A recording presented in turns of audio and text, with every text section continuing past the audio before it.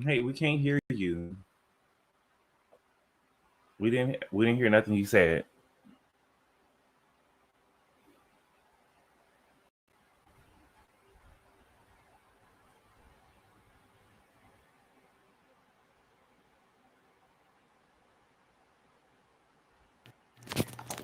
Hey guys, I'm sorry, I'm having some technical difficulties. Gabor, can you hear me now? Mm-hmm. Yes. I'm sorry, guys. New channel. Just And it went out again. So I can't hear you now.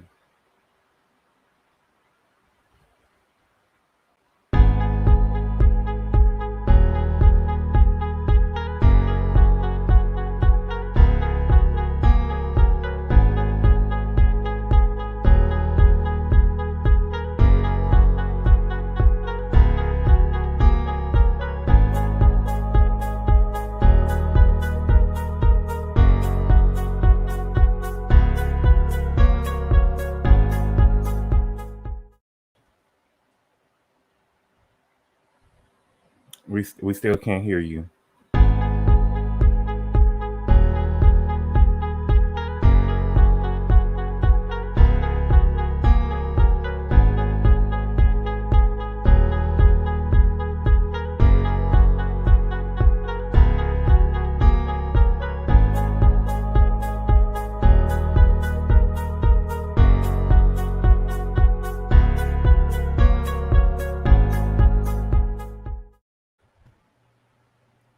hey guys, I'm hoping you can hear me now. Gabor.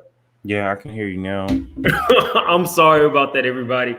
Today we're going to be taking a deep dive into Ericka Jayne, Tom Girardi, and kind of discussing some of the things that she's been doing and saying over the course of the 5-6 years she's been on the show that really didn't age well. Have you noticed any of this, Gabor? Mm-hmm. Every time she opened her mouth. I have one more guest co-host that's here. Everybody knows her. She's everybody's favorite. Introducing Angela. Hi. Hey. Hey, Andrew.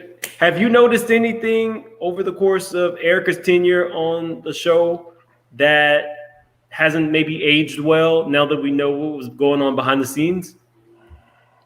I don't. I I don't think she wants to show her pussy anymore.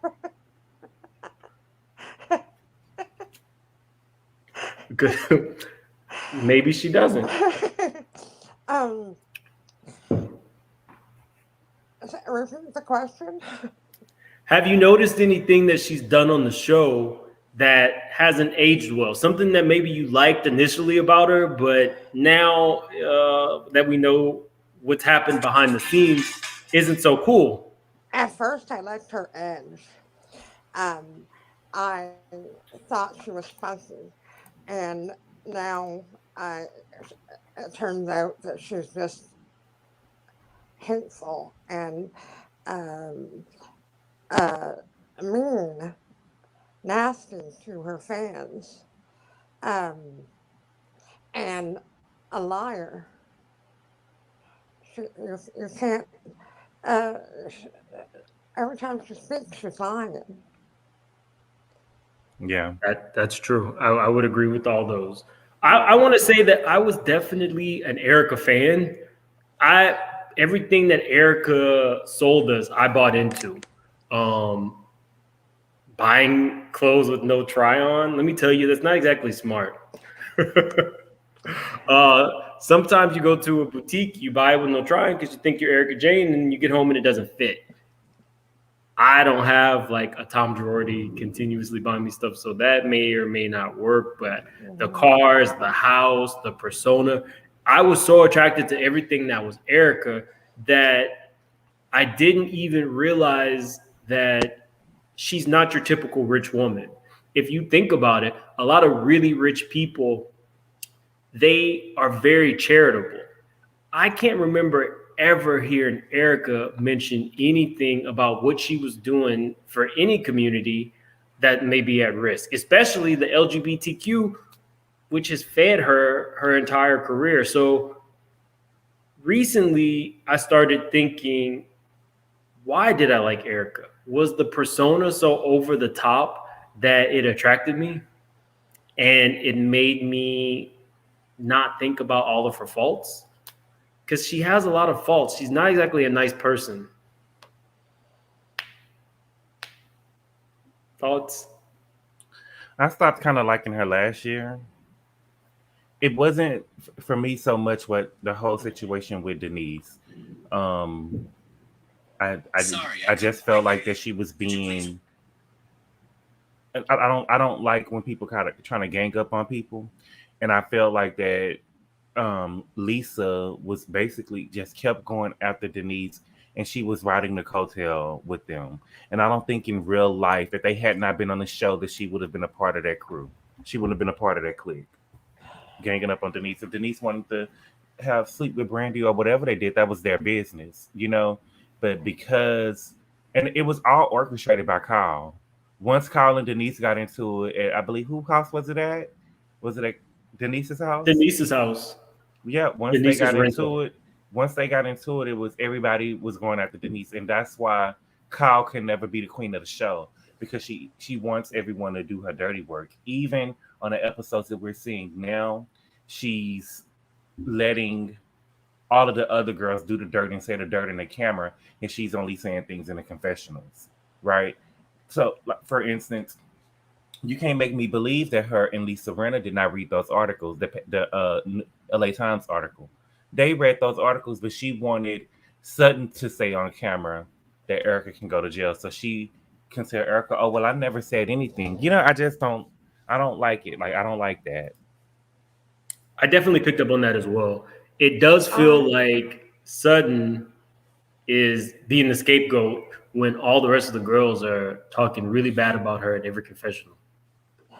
I stopped liking Ericka long before this because I I felt like all the other girls were opening their lives up, and it's so funny that this year she's got no choice but she wasn't letting anybody in.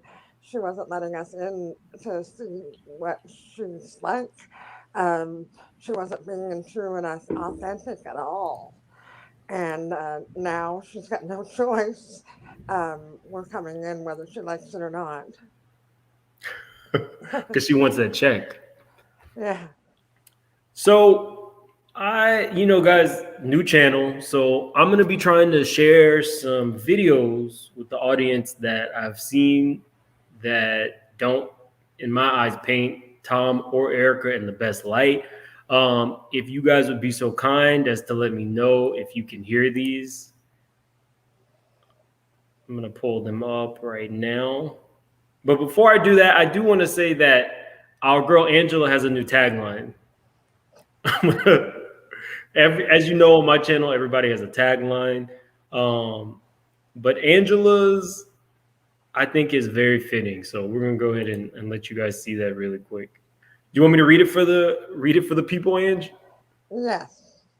Go ahead. Angela's tagline: "Don't worry about me being handy capable. Worry about me taking your man and keeping mine too."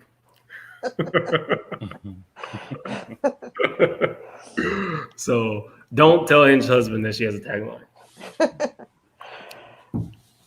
So let me go ahead and pull up these videos. I mean, it's kind of like really creepy when you're just watching what these people have been saying, and it's kind of almost like hiding in plain sight because they've been saying it the entire time, and I just don't think that we wanted to hear it. Special shout out to Shannon Van, who's taught me this. So if I can't share this correctly, y'all blame her. We're going to start off with Tom. Let me know if you can hear it. It's very important. Can you all hear this? Yes. Everything is important. How your client is dressed is important. How you're dressed is important. How you talk making sure you never talk down. Too many lawyers talk down to jurors. You know, you're so smart, lawyer, and you're just an idiot juror concept. That doesn't work, man. Instead of saying things like, listen, you've been here for 2.5 weeks. The one thing I think the other lawyer and I would agree upon is you made a huge sacrifice. And you made a huge sacrifice because you wanted to do the right thing. I'm going to sit down now. My colleague will have a chance to talk to you. And then you get to go do the right thing. It'll be great. So try to tie it'll be great to doing the right thing together. Very important. It's especially true because if the person's badly hurt in a tough liability case, well, doing the right thing doesn't help the person too much. Isn't that creepy? So what he's saying is how you look to the jury, how you look to the public is very important. That gives a lot of credence to Tom looking the way he looked and Ericka choosing to go out in public like that. To me, that says that Tom and Ericka knew exactly what they wanted to do in terms of shaping the narrative on this season. What do you think? Of course. And keep in mind that that video that you just showed was a month before everything hit the fan. That was in October of 2020. So it wasn't too long ago after that that this stuff started. I guess it was already rumblings about it, but it really came to head. She filed for divorce that next month. Matter of fact, she filed for divorce a couple of weeks later. You can't tell me that she doesn't still have some waterproof mascara. Like, that was so fake. Is this what you're talking about, Ange? Yeah. I think that Tom is telling the audience that he's old, he's decrepit, he's not in the right mindset, but we never saw this before. He's always on camera. We never saw Tom look like we just saw him. And to me, I don't understand how the audience is not seeing that. And I try not to say things that are very political or, I haven't really discussed things involving race.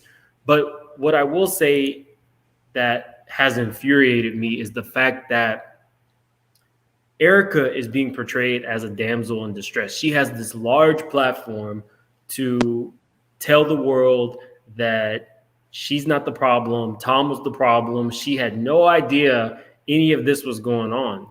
But for Breonna Taylor, a woman sleeping in her own bed, the media right away said she dated a drug dealer. As if dating a drug dealer is in any way a death sentence for this woman, who, mind you, was not dating a drug dealer at the time that she was killed. But it's just funny how Ericka, who has lived a life with ill-gotten gains, is shaped as a victim. Had you ever put that together, guys? Mm-hmm.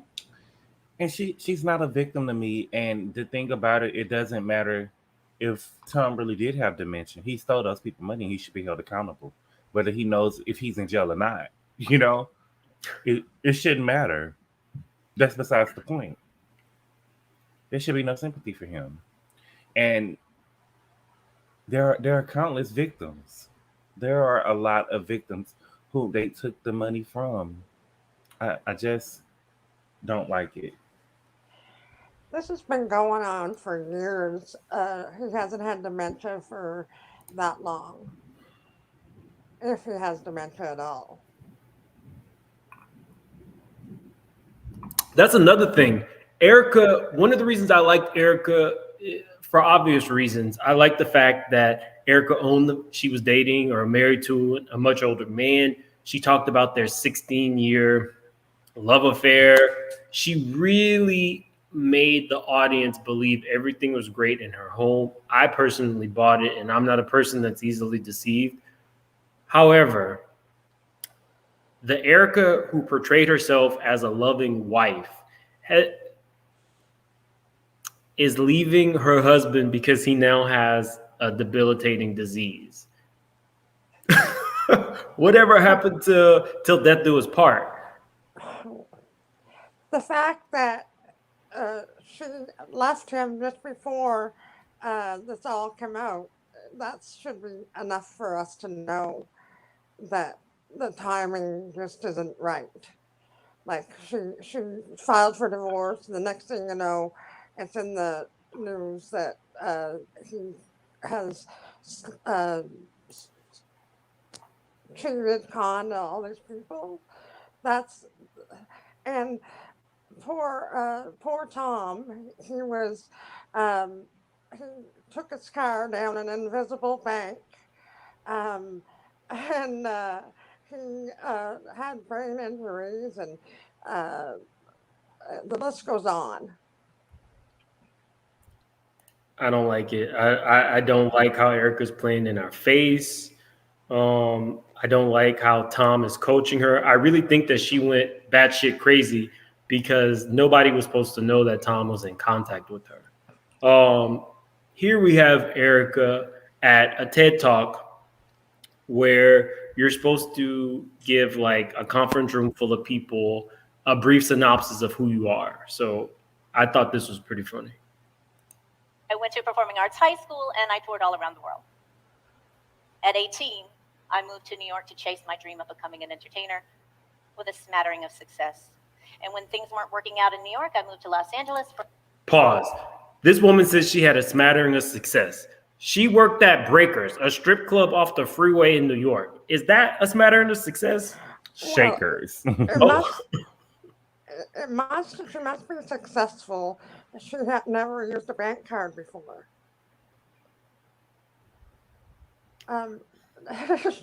She must have been born with a silver spoon in her mouth, not a stripper. I think all strippers know how to use a bank card. Right. Where are you going to put your ones? And Gabor did correct me. I think Gabor has been. Have you been there, Gabor? Of course not. Did you go to New York and have a smattering of success with Ericka? Of course not. for a better shot, and that's where I met my husband, and that's where I started hiding. So a handful of years after Canyon Ranch and The Psychic, I just thought that was funny. I mean, she goes on and on about herself, but the fact that she puts up a front like she was successful in New York, I have a theory. I think that Breakers, or was it Shakers or Breakers? Shakers. I think that Shakers wasn't that successful for her. And I think that Ericka then decided to go to LA, work at a restaurant where the rich cars are, and she found Tom. I think that when people say she was the victim, how do we know Ericka wasn't the ultimate city girl? How do we know that Ericka didn't work Tom? I mean, to me, it would seem that it worked in her favor because she's now rich. She's able to perform. She's not actually, I mean, I wouldn't even call her mildly talented, but she's, I'm sorry? It's not working in her favor right now, but it has worked in her favor. That's the whole point. I think that Ericka was the one who worked Tom. I think that Ericka decided that Shakers wasn't working. She didn't make it in New York. She comes out here. Did you all know that Ericka was the one that gave Tom her number? Well, of course she worked him, but You have to take the. It worked out for both of them. He got a young girl, and she got loads of money. I mean, it is kind of like what Fancy Drew said. Fancy Drew said it the best. Allegedly, it's a Ponzi scheme. But I think that Ericka was part of it, whether she was complicit in knowing that the money came from ill-gotten gains or not. She definitely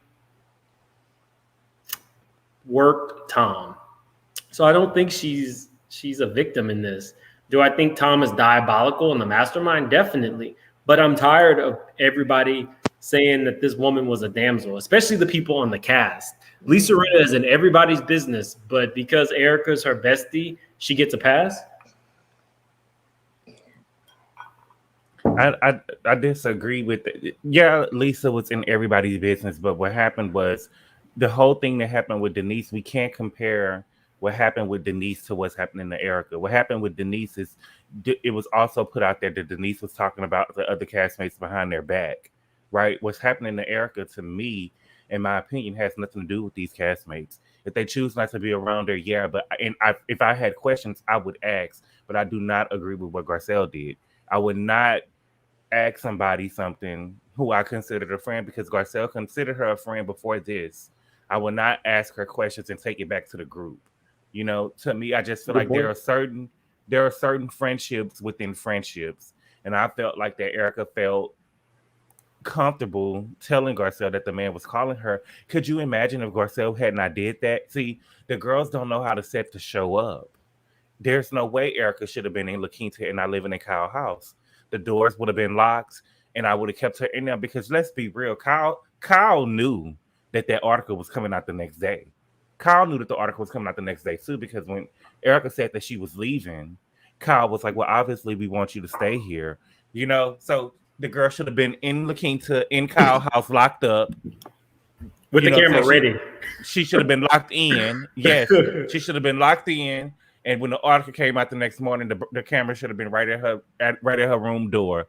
Like, Ericka, did you see what happened? You know what I'm saying? Yeah, it would have been great TV. I disagree, Gabor. I think that if Ericka says something on camera, Garcelle has, it's no big deal for Garcelle to say it again in front of the girls. But I get that point that it's going to be on TV, but I think that it would have. My point is, yes, she said it on camera, and we know that we're filming the show. It's going to come out anyway. You get what I'm saying?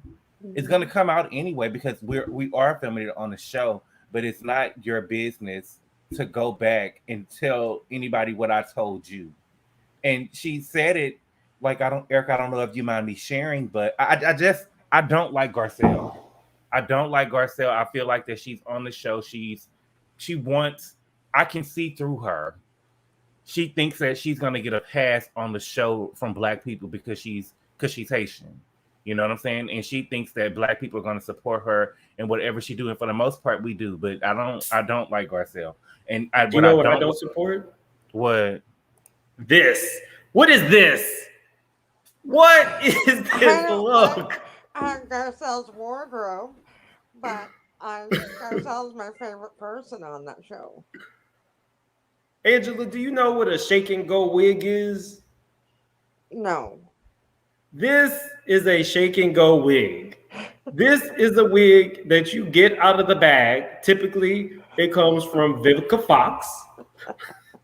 You get the wig, you shake it, and you slap it on your head. I'm gonna need Garcelle to do better because Garcelle is a beautiful woman. But if you're gonna be messy, you gotta be messy like what Kenya said. You gotta look good when you come to read a bitch. This was not a good look. So I like some of the questions that she had because these girls weren't gonna ask Ericka. But I understand what Gabor is saying. If you're a real friend, you're not gonna ask those questions. It's not about asking the questions, though. I don't have a problem with her asking the questions. My problem is once the girl answered the questions, you take it back to the other girls. You know what I'm saying? And saying, I don't know if you mind me sharing, but Tom called. You know what I'm saying? I don't like that because there are some things that I may tell you that I may not tell Angela. You know what I'm saying? There are some things that I may share with Shan that I may not share with you. You know what I'm saying? And I don't think that it was her business to go back and go and tell that. If she wanted to tell it, fine. You know what I'm saying? But I don't feel like it was Garcelle's business to go back and tell that. Who I agree. says that Ericka and Garcelle are friends? Garcelle said it last episode. She said that she didn't, not last episode, the episode before that, she didn't know why Ericka didn't share with her that the man was cheating on her. Well, isn't that a good comeback? Oh, Gabor's on it. Garcelle is definitely Garcelle was on dead wrong, and she's not going to get a pass from me because she's black. Because we typically don't do that.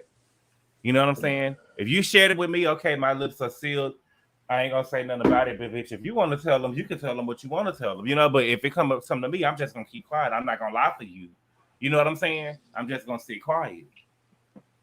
I definitely thought Garcelle was at fault. Those were rapid fire questions. My issue isn't so much that she had the questions. My issue is the fact that we don't really get to know a lot about Garcelle's personal, private life. So I would need somebody who's just as open to request information from somebody who's going through a scandal. Because all we know is Garcelle's husband cheated on her 10 years ago. We don't really know anything about Garcelle. So I do like her. And where was the questions at for him? How could this man be carrying a whole relationship with another woman for 5 years? You know what I'm saying? And you got so many questions for everybody else, but you don't have those questions in your own relationship. Angela? Maybe she learned. Maybe she learned. Anyone who is against Ericka is right.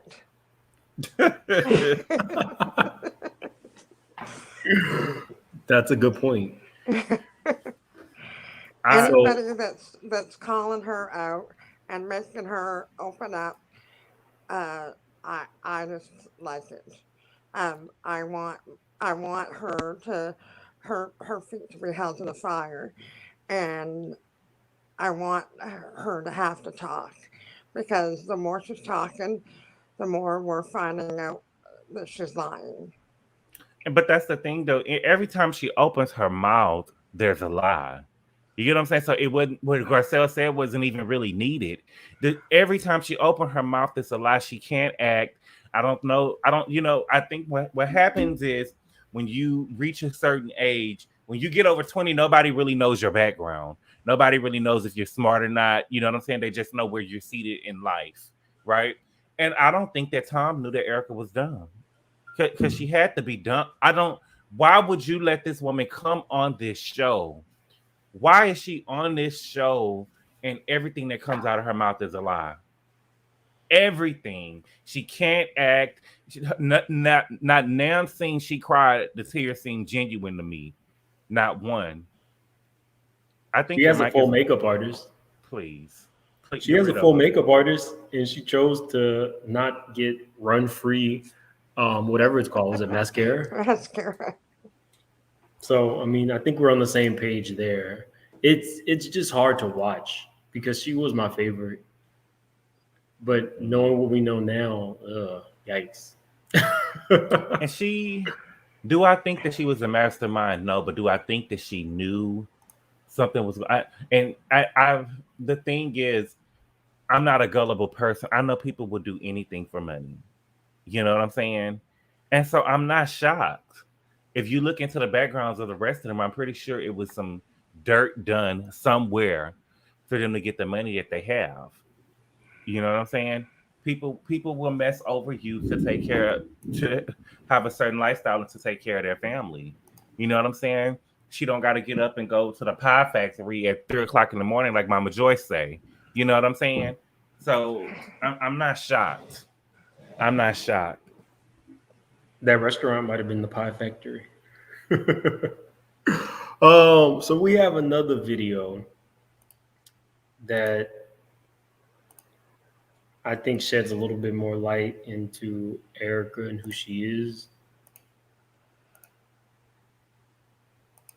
Costs $40,000 a month to do Ericka Jayne. So that's hair, makeup, costumes, wardrobe, and the whole production of itself. But let me just also say this. There are many people that spend a lot more.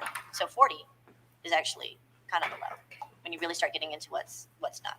How many beauty product wise? What would you say are the three things It depends. I mean, there's like the creams and serums out there that are, a couple $100 up to. It depends on what you're after. Grab a foundation that is warm to your complexion. It covers, and when you start with great skin, everything else falls. Sorry, guys, my battery was running a little low. What do you think about her $40,000 a month budget? I wish I had that.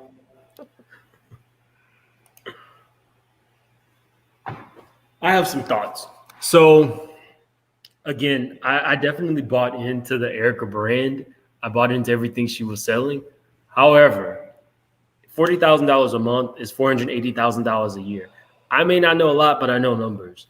If Ericka Jayne was bringing in $480,000 a year, then I could see her spending it. But she wasn't even bringing that in. Then couple that with the fact that Ericka had her own clubhouse. I looked this up. The average rent in West Hollywood. Can you drop me Oh, down sure. for a minute? Yeah. No problem. Good boy, can you hear me? Mm-hmm. The average rent in West Hollywood for 700 square feet is about $2,500. Ericka's West Hollywood clubhouse was 2,000 square feet. So what do you think that was per month? At least $2,000 a month. 2,000 was 700 square feet. She had 700 square feet was $2,000. And that was She had almost Vine. triple that. I believe that was on Sunset and Vine. So I'm thinking that rent was probably somewhere between 6,000 to maybe 10,000 because she gutted it. She gutted a apartment and then she converted it into a clubhouse. So you're spending $480,000 on hair and makeup a year. You're spending $5,000 to $10,000 on rent at an apartment. That's not to mention you have Mikey who's choreographing everything and writing all these songs. Like nothing about this made money. And I want you to follow me here. After all this came out, what's the first thing a music artist does when they are out some money? They go on tour, they release music. You've not seen any of that from Ericka because this was a hobby. This was a hobby that Tom paid for. What do you think? I mean, sure. I mean, I feel like we know that. I mean, she's not a singer. She's not a dancer. She's not a songstress. You know what I'm saying? And she was not living that. That was something that was a front for TV. When Ericka Jayne first came on the show, she wasn't spending $40,000 nothing. You know what I'm saying? She does not look like a girl who was spending $40,000 a month. And for her to look the way that she looked, not to talk about her looks or anything, $40,000. Where was it going? You paying somebody to stuff you in these clothes? I don't know. I think that. I mean, I'm pretty sure she was bringing in. I'm pretty sure she was bringing in over $480,000 from the show. Yeah, from the show. But other than that, I don't. Mm-mm. I do think that Tom completely supported her lifestyle. This was a hobby. The Bravo show, she may or may not bring in over $500,000, but I think the average person just sees wealth broadly. If you're bringing in $480,000 from the show, then you have to factor in taxes, which at that tax bracket is what, like about 30%. Then you have a publicist, a manager. So you may not bring home half of that. Her rental home is $10,000 a month. That's $240,000. So even if the show were to provide her a $500,000 paycheck, that's only covering her rent. That's not even gas, electricity, the water bill. That's none of that. If I can do anything, I would like to lift the veil on these rich people because the average person is just seeing outward displays of wealth and they assume that you have money in the bank. Ericka told you herself she was living off credit cards. She charged up the black card and Tom would eventually pay it. So she never actually had to see what was coming in and going out, even though we saw her say things like Dorit was cheap for not sending her glam squad first class to, where did they go, Dubai? I don't remember. I think that episode, Dorit had one makeup artist / hairstylist. And I think Angela's back. Can you hear us? Yeah. Okay. So on that episode, Dorit brought one person with her and she rode coach. Ericka brought a team of people and they all rode first class. And she bragged about it. Those are the kind of reasons that I don't feel bad for this woman at all.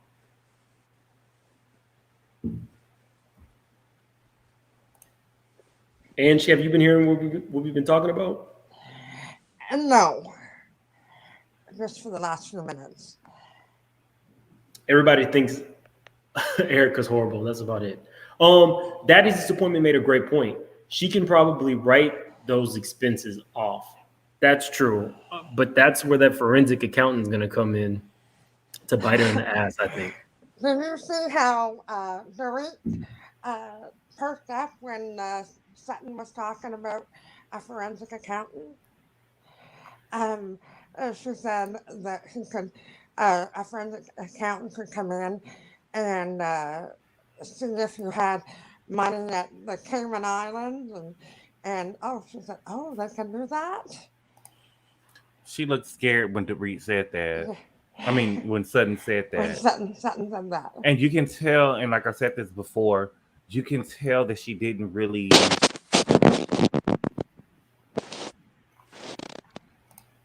Hello? Hello? Can you hear me? I can hear you. Angela, was that you? You can tell that she didn't really have. You can tell that she really didn't have a person who was going through a divorce. She's not a great actress. You know what I'm saying? Because when Sutton told her that, I feel like she should have made it her point to go and talk to Sutton.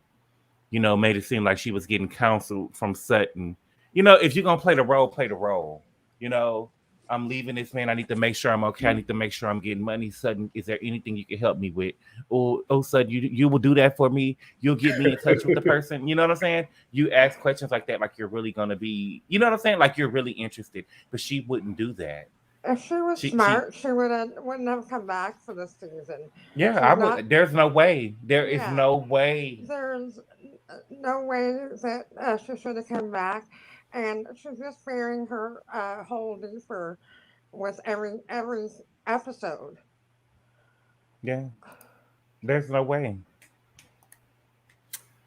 I do think that Jolene brought up a good point. She wants to know which housewives are really rich. And I have one answer for you. Kathy Hilton.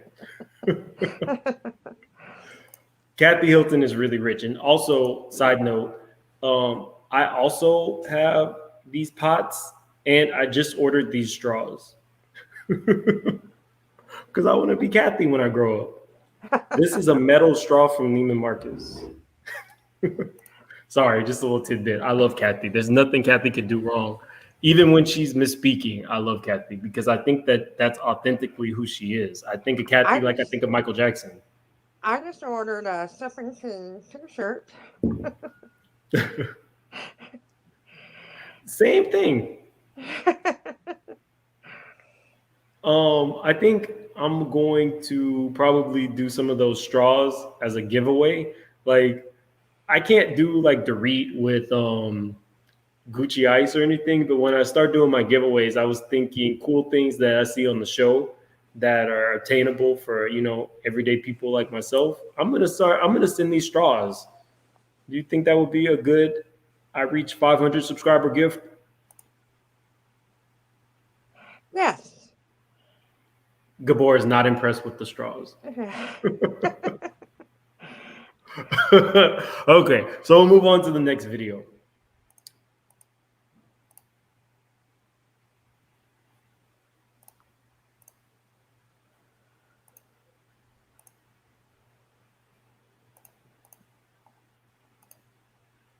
So what we're about to watch is when we start to see cracks in Ericka's personality, where she's kind of exposing who she is as a person. Nothing gets under my skin more than somebody who's hypocritical. And I really do think now that we know what she was hiding, she was being a hypocrite. So let's start here. No, you were bashing. She wouldn't say that. I never saw that. I got an email from this Oh, company. sorry, guys. I don't think. They were like, "Yo, check Can out you hear this me? MIDI cord pack." I can hear you, yeah. Okay. I would've I my think face that you in have it. to show the Fair Use Act, or you can't show stuff And like Ericka, in this. the moment, you 100% said Oh. Teddi. Show I other- agree with you. You have to I'll do just like private this video. Do you feel I'm not Okay. monetized. I would have, but I'm a sensitive person. So let's start back. And Ericka, in the moment, you 100% said Teddi. I agree with you. It would have hurt my feelings. Would you feel over if you were me? I would have, but I'm a sensitive person. Because I You don't did avoid that answer, by the way. Yes. I would be a little pissed. Yeah, I The know. truth is, yes. Maybe it is, maybe it So is. It's you possible. pretending that it's full amnesia right now is confusing. No, excuse me, don't ever say I'm pretending, because I'm not pretending. I'm telling you the truth. I don't remember saying that. Don't ever say that to me again. Okay. Don't with me like that. You don't want that. Don't. Okay. Don't ever, ever do that to me. Come on, calm down. I'm serious. No. It's okay. Don't do that. Okay.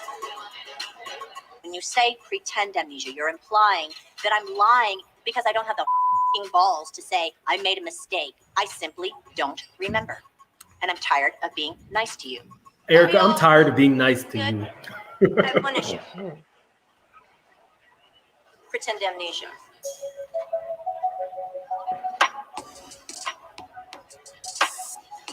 Amnesia? Sure. Pretend? That implies I'm alive. We're supposed to take her seriously while she's dressed like a I condom. said there'll be a time to talk to Ted. This is it. My only issue was the way you talked to me when I did. I don't care how I talk to you. You called me a liar. And you know what? Right away when you snapped at me, even when you snapped at me, did I say sorry? I don't know. I didn't hear you, but apparently yes. I did not realize that comment would have upset you to that point. I apologize. Well, you're basically calling me a liar. I have a bad temper. So, guys, Well, that's why Lisa Rinna won't put Ericka's feet to the fire, because she is Please. scary. She look at the way she talks to Teddi and her first season when she was actually liked. I'm talking about Teddi when she was sweet. She just screams at everybody and intimidates them, tries to intimidate them. I think Lisa Rinna is intimidated to talk trash about her. They all are. And I thought that Ericka, I was shocked that she was doing the same thing towards Garcelle. You know, but that doesn't, I knew that Ericka is very aggressive, and I was just shocked that she talked that way to Garcelle, the way that she did that. And the way she's scared of Black Twitter. No, I just didn't think that Garcelle would let her talk to her like that. No. You know, I was just like, oh, she talking to Garcelle, not gonna let her talk to her like that. And when she did, I didn't think that she had the balls to talk to Garcelle like that on TV, and she did. I was surprised that Garcelle went and hugged her after. You wouldn't have gotten an Garcelle apology went- out of me. Garcelle got on her knees. You would not have gotten Garcelle an went apology. over and got on her. Yeah, she wouldn't have got nothing. She wouldn't have. Garcelle was wrong. I feel like if you wrong, I honestly do feel like if you wrong and you really did mean to do nothing to somebody, you apologize. But the way that she acted afterwards, she would have never got an apology from me. I would have been sitting there just like this. Answer the If question. If I could, She get didn't on ask my a question. knees, That's the I thing. would. Everybody keeps saying, what question? Why that question? Why that question? She never asked the question. Only thing that she said was, I don't know if you mind me sharing. And then she told them. She said, Ericka, you know, it wasn't a question. Technically, that's a question. I don't know if you mind me I don't- saying that. That's a I question. don't know if you mind me saying, but Ericka shared that Tom calls her. I love. Are y'all picking up that Gabor is saying it in the same cadence? Gabor can remember so much. The rest of us even forgot. Gabor knows exactly what was said, how it was said. Technically, it's a question, but you know. Actually, I do remind you, Sam, because I feel like you're betraying our friendship. But go ahead, have your moment. No, don't sugarcoat it. Don't fucking sugarcoat it. And this is what Gabor does on the phone too. This isn't just who Gabor is on YouTube. Gabor is hilarious. But in that moment, what I picked up on from that video was Ericka from the very beginning did not want anybody knowing or thinking that she would ever lie. So if you saw the pretend amnesia comment, she lied. She said it to the girl. She thought she said it off camera. Once it was brought up, she never owned up to it. This woman was smart. This is why I think she knew, or she had some idea, that their money was not legitimate money, and that eventually who she was on the show would come up. So I'm just the type of person I would have never took that chance. I would have never took a chance on getting on reality TV if my money on a show like that, if my money was not legit. That's just a gamble I'm not willing to you know what I'm saying? That's just a gamble I'm not willing to make, to bet. You know, there's no way I would have done that. And I damn sure wouldn't have been there this season. You know what I'm saying? There's no way. And I think that I think in her mind, they think, well, if you had, because it's always people who are going to believe you and give you the benefit of the doubt, and then there's going to be people who's not going to be, right? So they were thinking like, okay, well, if you show up on the show, the audience is going to think, well, she has nothing to hide. That's why she came on the show, Right. And you got other people like, bitch, we know you lying. Why? Also, it wasn't it's so horrible. I don't even know where to start from. It seems like everything that she said was a lie. And for Kyle to say that she can always spot a fake and she didn't spot Ericka, bitch, you need to go. We want you off the show. You can always spot a fake. You didn't spot this 6 years in. Miss, I can always spot a fake. No, because those are, Kyle's taglines are usually close to what Gizzelle does every season. Like, I'm the word on the street, and the word on the street is this, and every season it's always the word on the street. And Kyle, every season, her tagline is always tagged to in this town, and in this town, and I can always spot a fake, and I'm so used to luxury, and then you know what I'm saying, and what's hiding in people's closets is this, and that's Kyle's tagline every season, and she didn't spot this fake that was sitting next to her. I don't know. I think that Kyle, from the beginning of the show, I would call her a sideline character. Kim was the star. Yeah. And now Kathy's the star. Kim was the star. Kyle's existence on the show is irrelevant. If she wasn't on an episode, who would miss her? I will say this though. I call it like I see it. This woman is hilarious. Whenever something goes on, Kyle is like this at the dinner table. She is hilarious. Or like when Kim went crazy in Amsterdam and Kyle took off and ran out. Kyle at a dinner party. Kyle's pretty funny if you just watch what she's like doing, saying, or not saying. She's very emotive. So I think in that way she's good for TV, but that's about all I got. No, she does it all the time. It's even when she knows what's gonna go on, she knows what's going on all the time, and she's doing it for the camera, just like she knew that what's the girl name? Kim was gonna bring that Teddi back and give it to Lisa Rinna, and the way that she was sitting on the couch, like, oh my gosh, she's about to give the Teddi back. She already knew before it happened. She sits like this. Yeah, It's not that I dislike Kyle, but she's not giving me queen vibes. She ain't the queen of the show.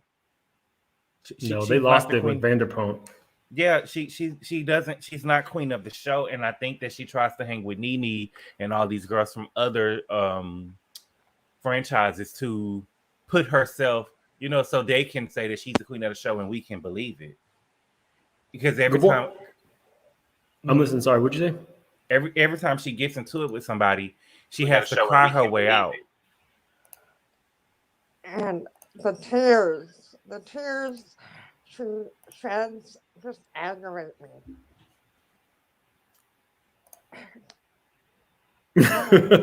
I'm glad you brought up ring around the neck, because we're going to talk about her and her tagline a little bit later. It's a good segue. What were you saying, Ange? Kyle crying. She tries to get out of situations with her tears.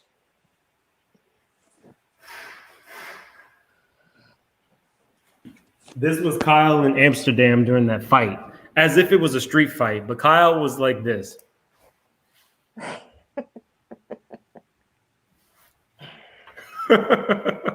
She's pretty good at that. I'll give her that. I don't think there is a queen of Beverly Hills now that Lisa's gone. No. I think Kathy would be if she was a regular diamond holder, and she had a story. Yeah, Kathy's doing this, I think, because that Paris Hilton documentary came out and painted her in a bad light. So she was just kind of like, okay, I'll do it. We're gonna go on to the next video of why Ericka doesn't deserve a pass. Remember? No, you can't play the don't remember. You can't play the don't remember. Now, remember, she just went off on Teddi for saying she didn't remember. Are y'all picking up on that? I guess y'all are picking up on that.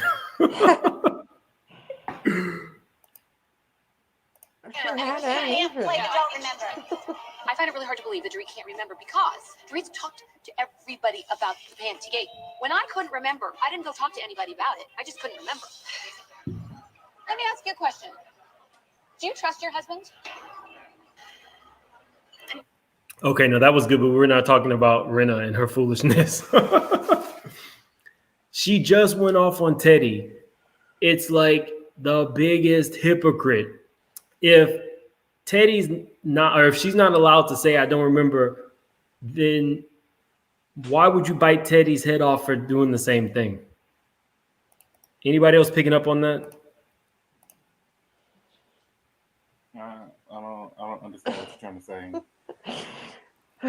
Okay, so in the video, when she was talking to Teddi, she was very specific. Don't say that I don't remember. You do remember that, right? Or do you want me to play the video again? Yeah, no, I remember. Please don't. But with Dorit, when Dorit said, I don't remember, her first thing is, don't use that against me. So what is it? Is it okay for you to say that you don't remember in an instance, but nobody else can? That's the point that I'm making. So this is the thing that's happening now. It's like, okay, Ericka did this atrocious thing, and now we're gonna go and dissect every little thing that Ericka has ever been involved with. And I don't think that's fair. The girl said that Ericka had pretend amnesia, as if, like Ericka described it in the confessional, as if I'm too pussy to say what I meant. I don't remember. You get what I'm saying? But it wasn't that the girl said that. It wasn't that Teddi was telling Ericka at the table, you said you don't remember it. She was saying, oh, now you have pretend amnesia. It wasn't the fact that she was, you know what I'm saying? You're saying it's a false equivalent, but I don't agree. I think in the instance where Ericka has been allowed carte blanche to say and do whatever she wants, now her feet are being held to the fire, and I think it's fair. Just think about the way she was with Eileen when Eileen asked about her son. That was funny. You don't know how I sleep at night. Not with Tom. But I think what you're saying is fair, Gabor, but unfortunately she's in the hot seat, and that's what happens. You put yourself in these situations. Yeah, but I'm saying every scenario that she's in is not wrong. It wasn't that Teddi was saying that she didn't remember. It was that Teddi told her, oh, now you have pretend amnesia, as if she's scared of the other girls. That's what pissed Ericka off. You're making it, I don't remember. I can, you know what I'm saying? I can say I don't remember for you to say that I have pretend amnesia. Now you're putting it on another level. As if I'm Well, she said she avoided the question. And as soon as she thought the cameras were down, she answered the question. Yeah, I would have been mad. That is deceptive. She did the same thing on her first season. She went back and told Yolanda about Munchausen's.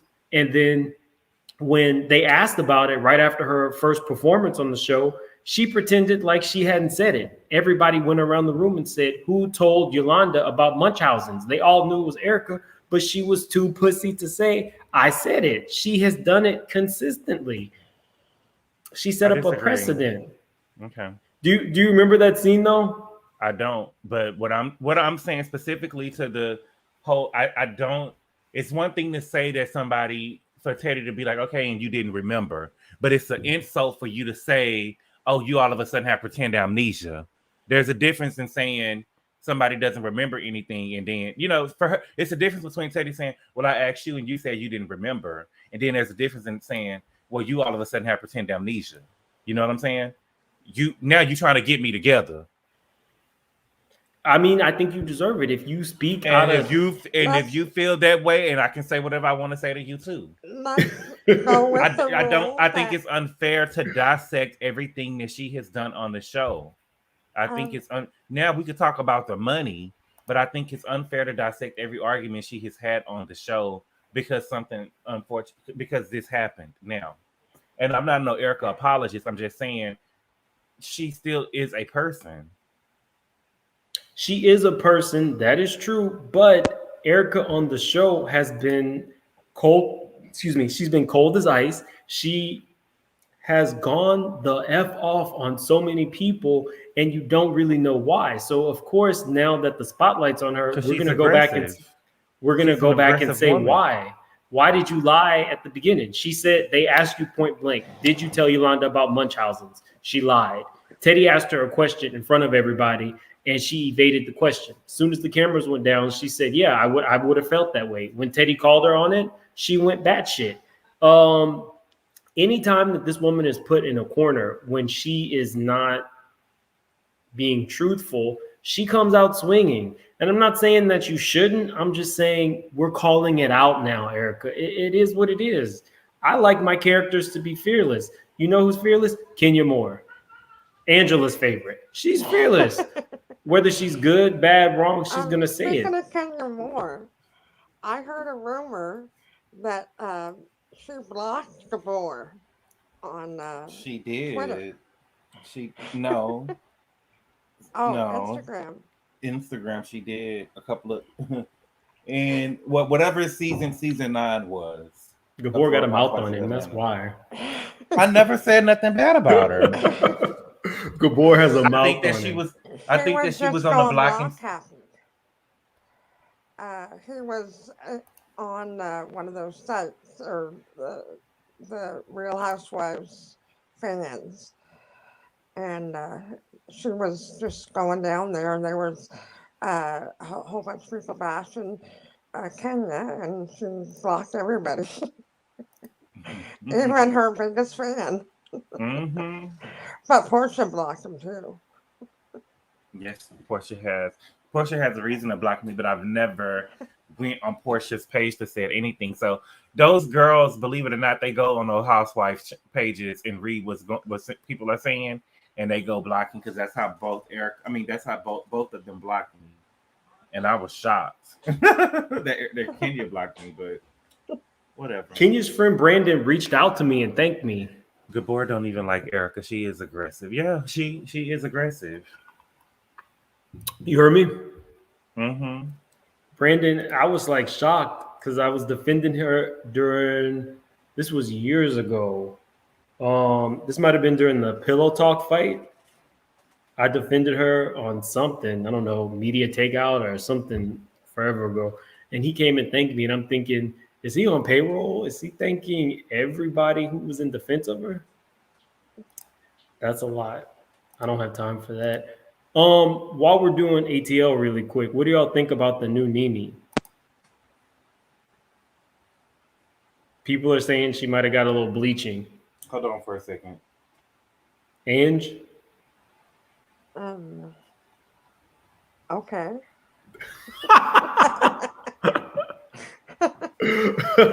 So if it's not about Portia, you're not concerned? No. Can you put a picture of Portia? I don't have any pictures of Portia. I miss me. Oh God.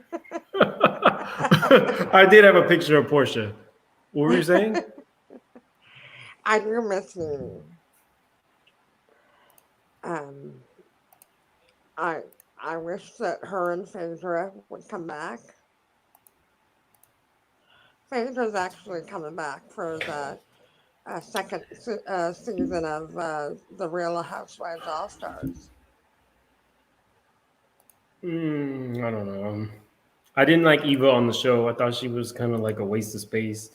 I'm not so into an all-star I show. I don't care for Eva, but I do like Phaedra. Yeah, I don't like Eva either. I don't like the girls who get caught. You know, I feel like Eva has a smart mouth, and whenever anybody called her out on it, she was, oh, I didn't mean it that way, and oh, I wasn't saying it that way, and oh, I still want to know what she meant by Shamia is black and not black with a K. I still want to know what that means, you know. But I guess I think we all know what it meant. Yeah, but she was trying to make it seem like she meant something else, and she had amnesia too. She would forget what she said. While we're talking colorism, what did y'all think about this? I also thought that was so color. You know, people say I don't like black. Now people, I understand what Funky That Even was going through because we watch these shows and then all of a sudden we don't like black women. You know, but yeah, I thought that was pretty. I'm surprised no one has said anything about this because that's exactly what I thought when I seen that. The secret to a pretty face is staying in the shade. That is exactly what I thought. I will say this in playing devil's advocate. I think if a normal person who does not talk so highly of Eurocentric features had said it, it might have been different, right? Like you stay out of the sun, you won't age as fast. I get it. But because this woman who wears blonde weave talks about the green-eyed bandits. That's her real hair. Yeah, her real hair is blonde. I've seen baby pictures of her. Okay, but no, the weave that Brown. Yeah, the weave that this woman wears is blonde. The fact that she is the one talking about staying in the shade to stay pretty, that's it. She built a case against herself. She thinks that her and Robyn are the hottest thing walking, or they're the word on the street because they're light skinned and they have green eyes. Robyn is not light skinned. Robyn is biracial. Isn't her girls dark skinned? Yes, that's the thing to me is that you doubt on your light skin and your. Well, I never really heard her talk about her light skin. Okay. But it was the green eyes that she always taught on, and your daughters don't even have them. So how, you know what I'm saying? I wonder how they feel when that's all you talk about. This is her Instagram. This is her Avi on Instagram, just a picture of the green eyes. Not even her whole face, just the eyes. That's what it is. In the 90s, this look was in. I don't know, maybe I'm dating myself, but there was a movie called School Days where Gina from Martin played the title character. And there is a cross-section of of lighter complected women who believe that they are pretty or better than because they are lighter. And I think Gizzelle falls in that category.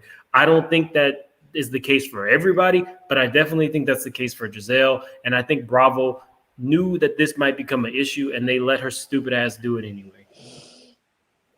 But while we're on the green-eyed bandits, I'm going to just go out on a limb and say that Gizzelle can't keep a man because Robyn provides all of the masculine energy that she needs.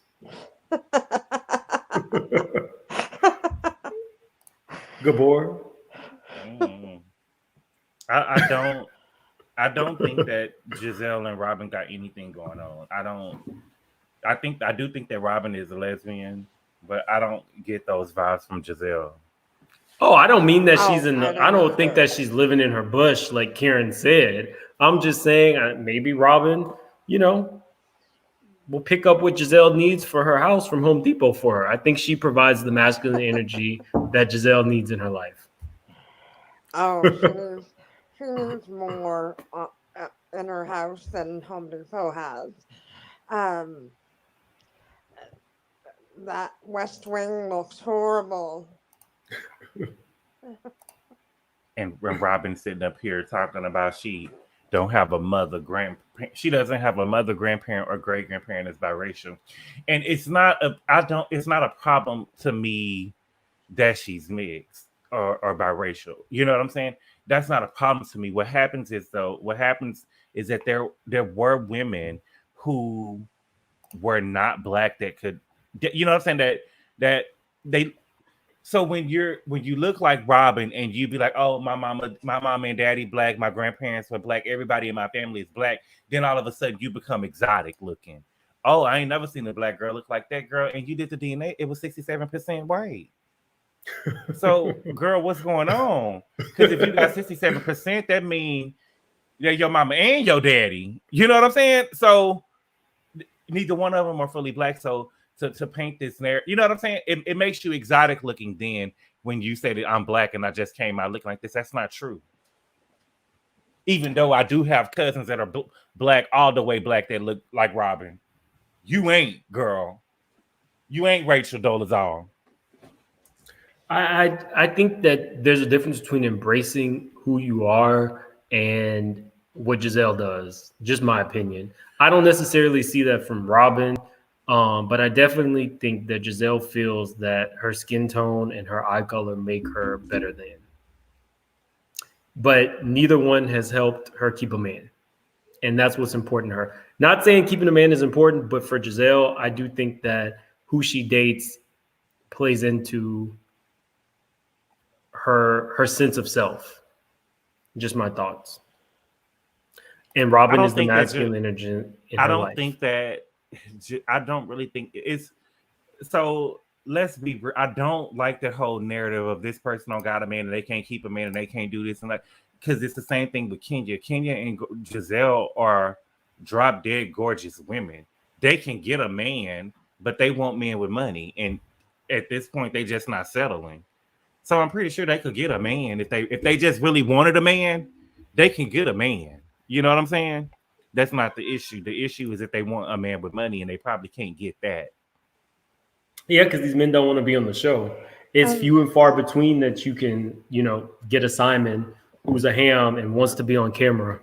Don't talk about Portia's man like that. That ain't Portia man, child. He belongs to the streets. I thought you said Simon. I did say Simon.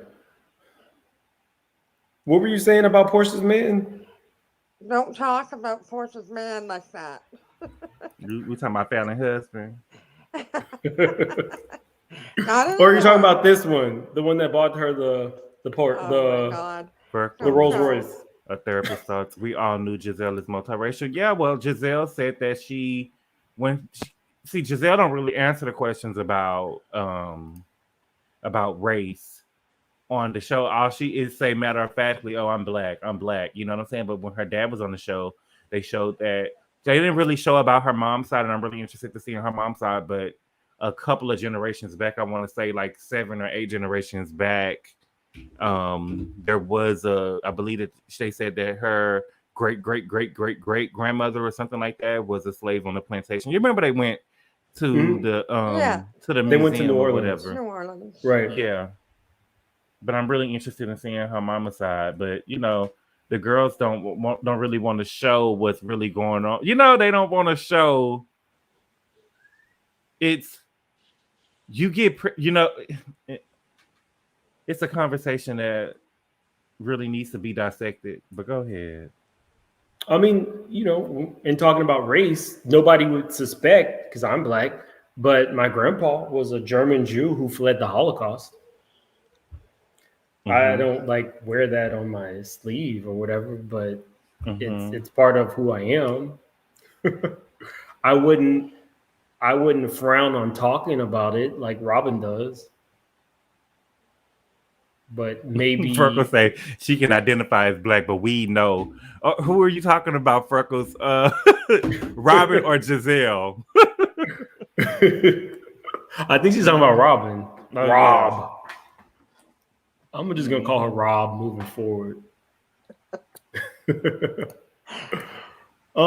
So to Lady Eloise, she's not my favorite, but what I will say is her clapbacks are epic. When she said that Gizzelle was in Robin's bush, I died. She's one of your faves, right, Ange? Yes, she was my favorite on that show.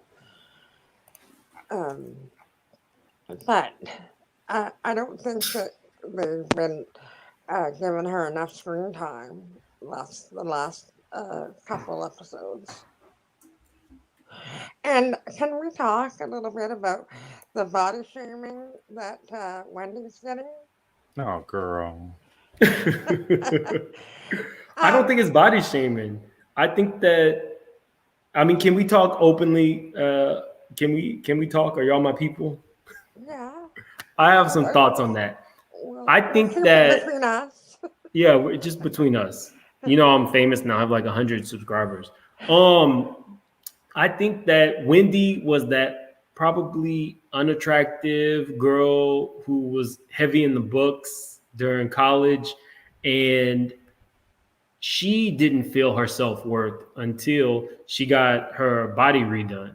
And now that it's done, she's still awkward because this isn't technically her.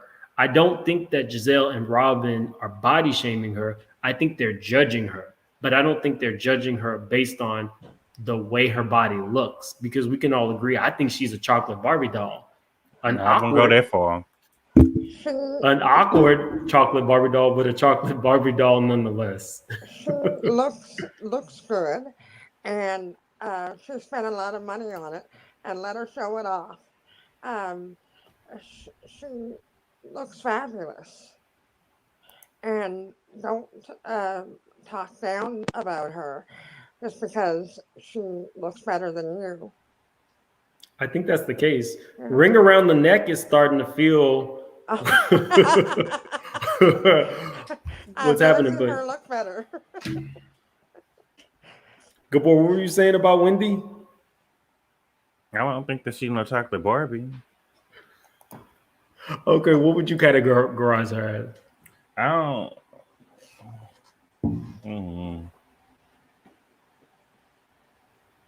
Okay.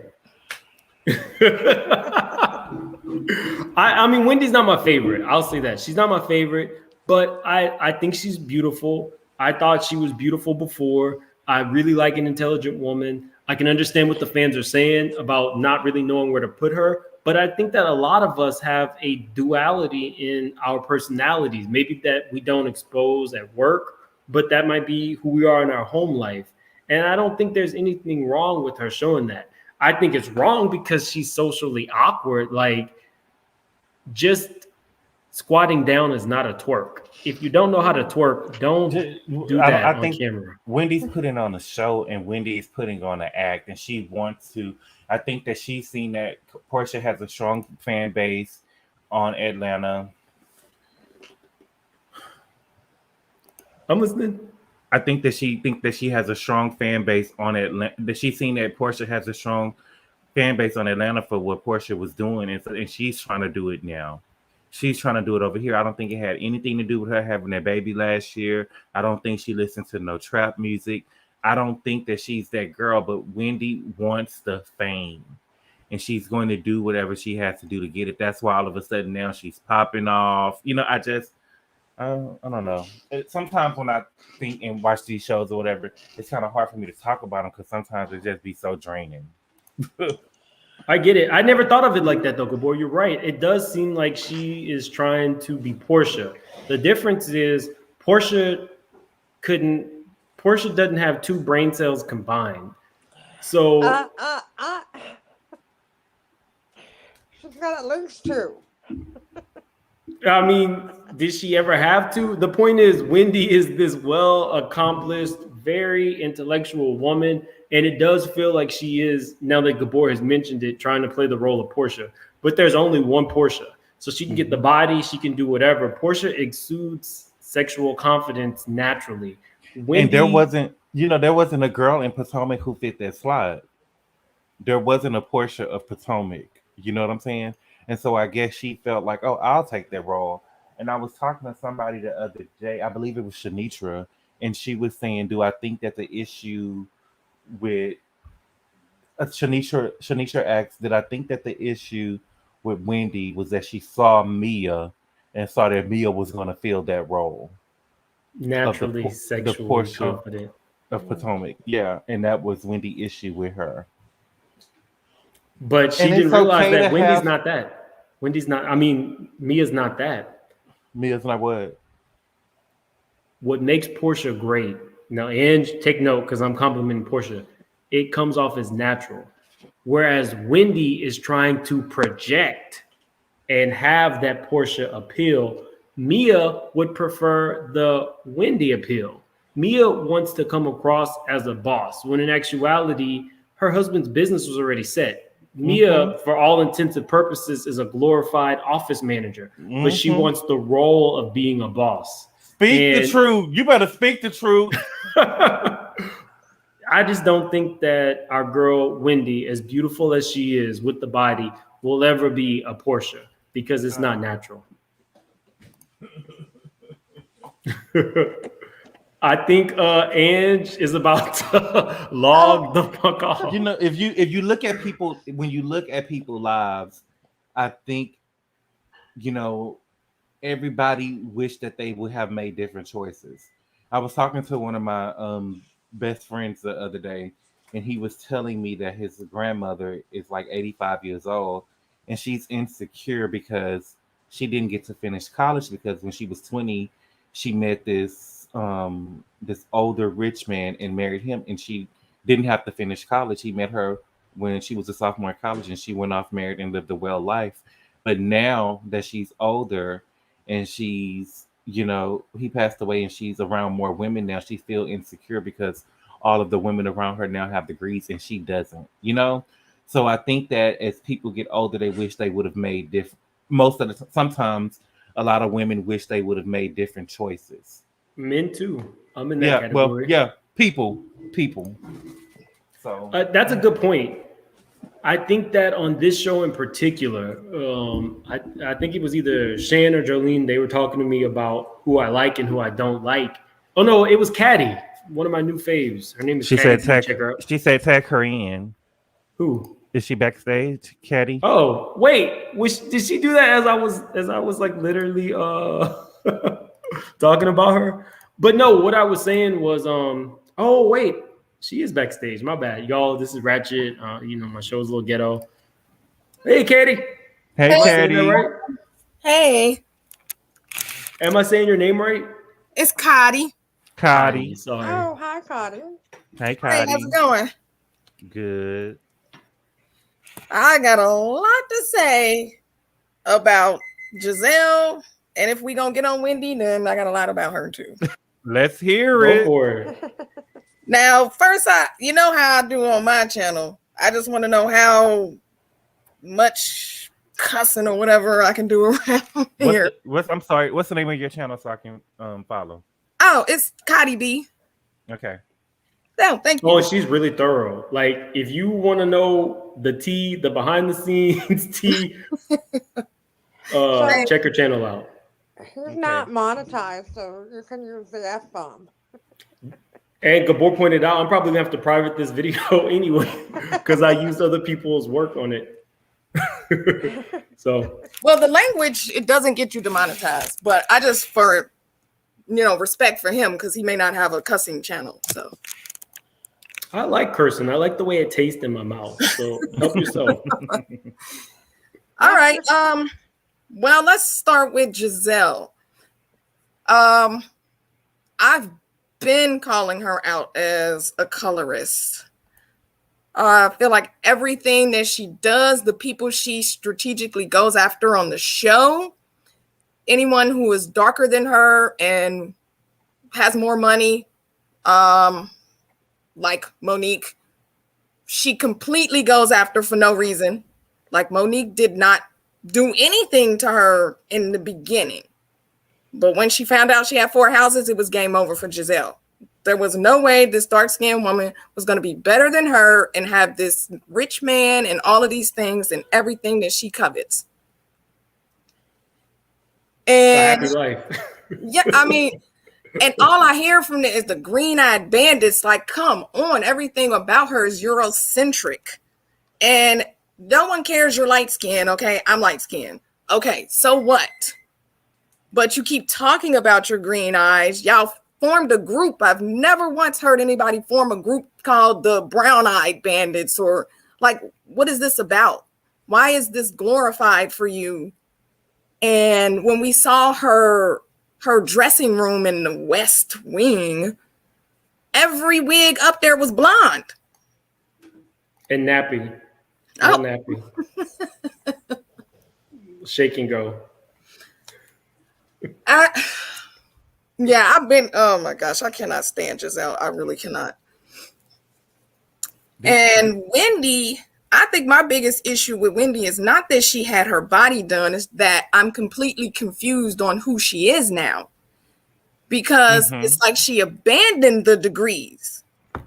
Because it was all in your face, and now it's just in your face, my body. And it's like, you can be multifaceted, nobody cares, but why are you abandoning one side of your personality now that you have breasts? 100%.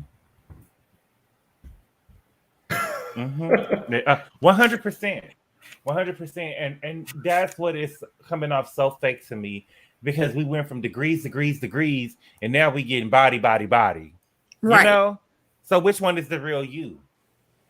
Right. I think you can be both, but I don't think that that's who she is. It's not authentic to her. I don't think it's not either.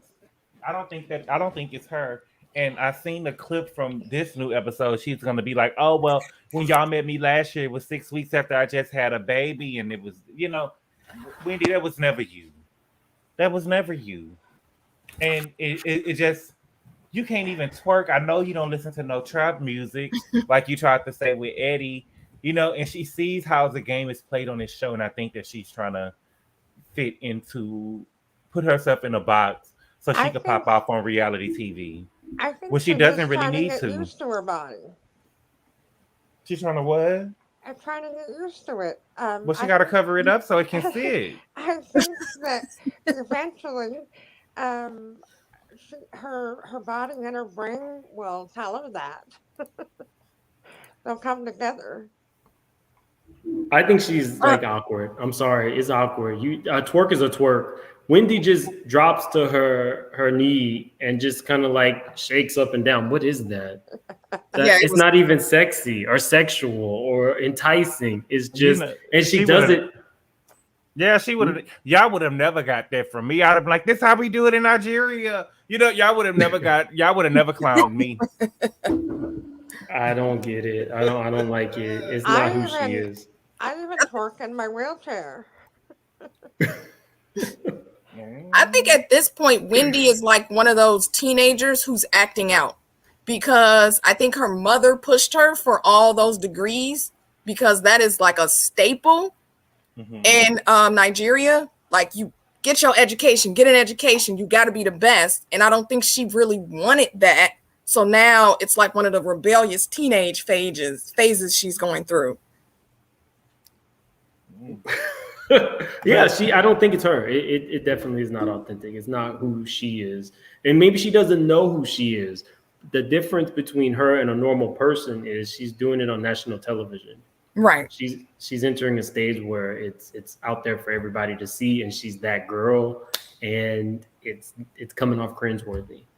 I have another caller. We got a sniper from the side who has something to say. Hey guys, hi Gabor. Hey. This is Miriam. Oh, hey I Miriam. always say my name. No, How are you? I'm good, and you? Yeah, we're going. I'm No not force paid by ambassadors anyone, allowed. people. I'm not paid by anyone.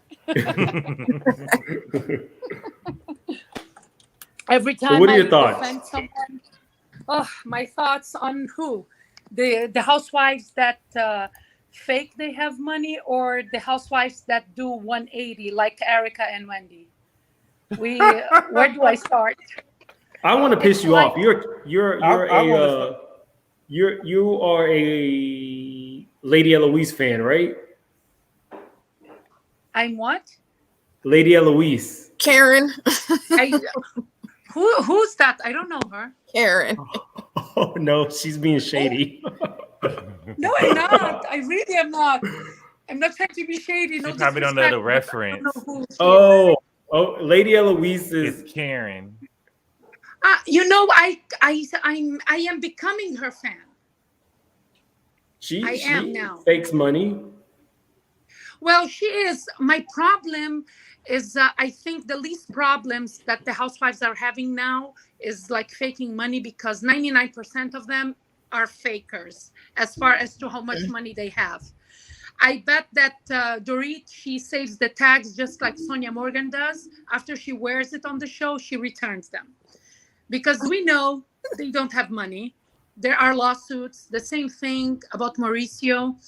And I just want to say a few things about Beverly Hills, because that really makes my blood boil. Just because of the victims. I'm team victims here. Meanwhile, Ericka, she always shown us that she's the sniper from the side. She started flipping on, remember that housewife that was only one season? She's the one who told LVP that Ericka called you a sniper from the side.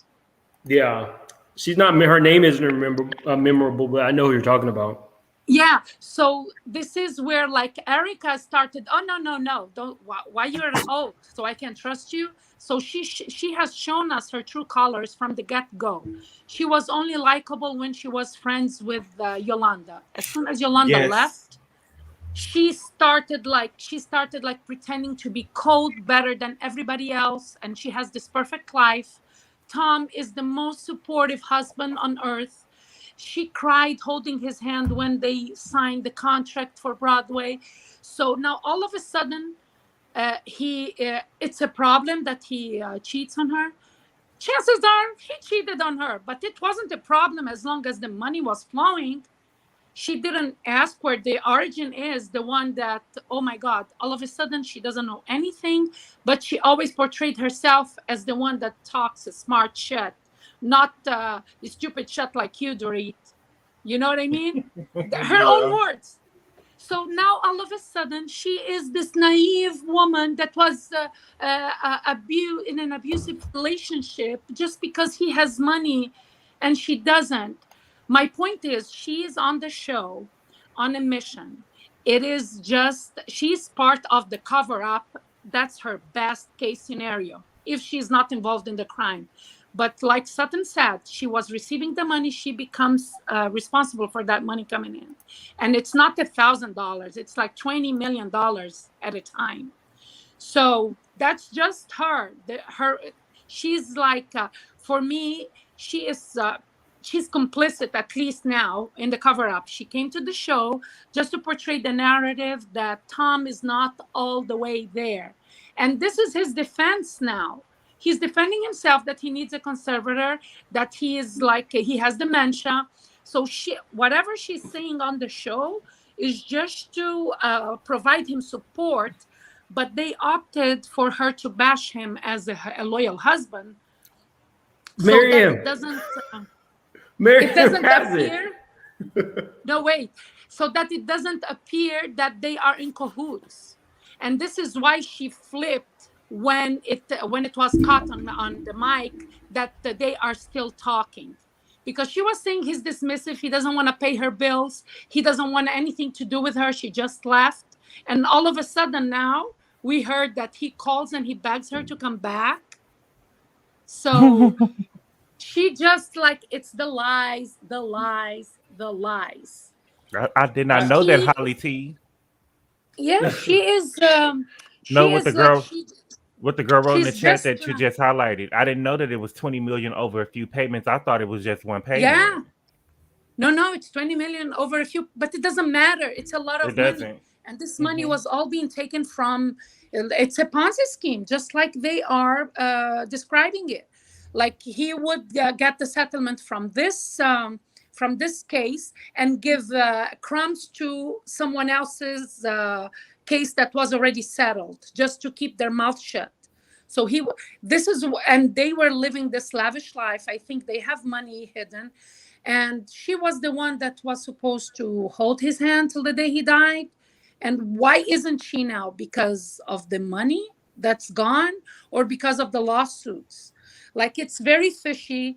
I am, I'm not going to blame someone like her that has shown us that she has no character, but I blame Bravo for still employing her. They keep saying they don't condone violence, they don't condone crime, although the ones that are rewarded, like at their own choice, are the ones that play exactly to that. But Teresa, Mary, she's about to the get queen of garnished. New Jersey. Mary, she's about to get garnished, though. So we don't want her to have a spotlight, but the money that she's making could go to the victim. So I'm okay with Bravo employing her because she's basically made the season. So great. It's a win-win. We get to... Well, I hope so.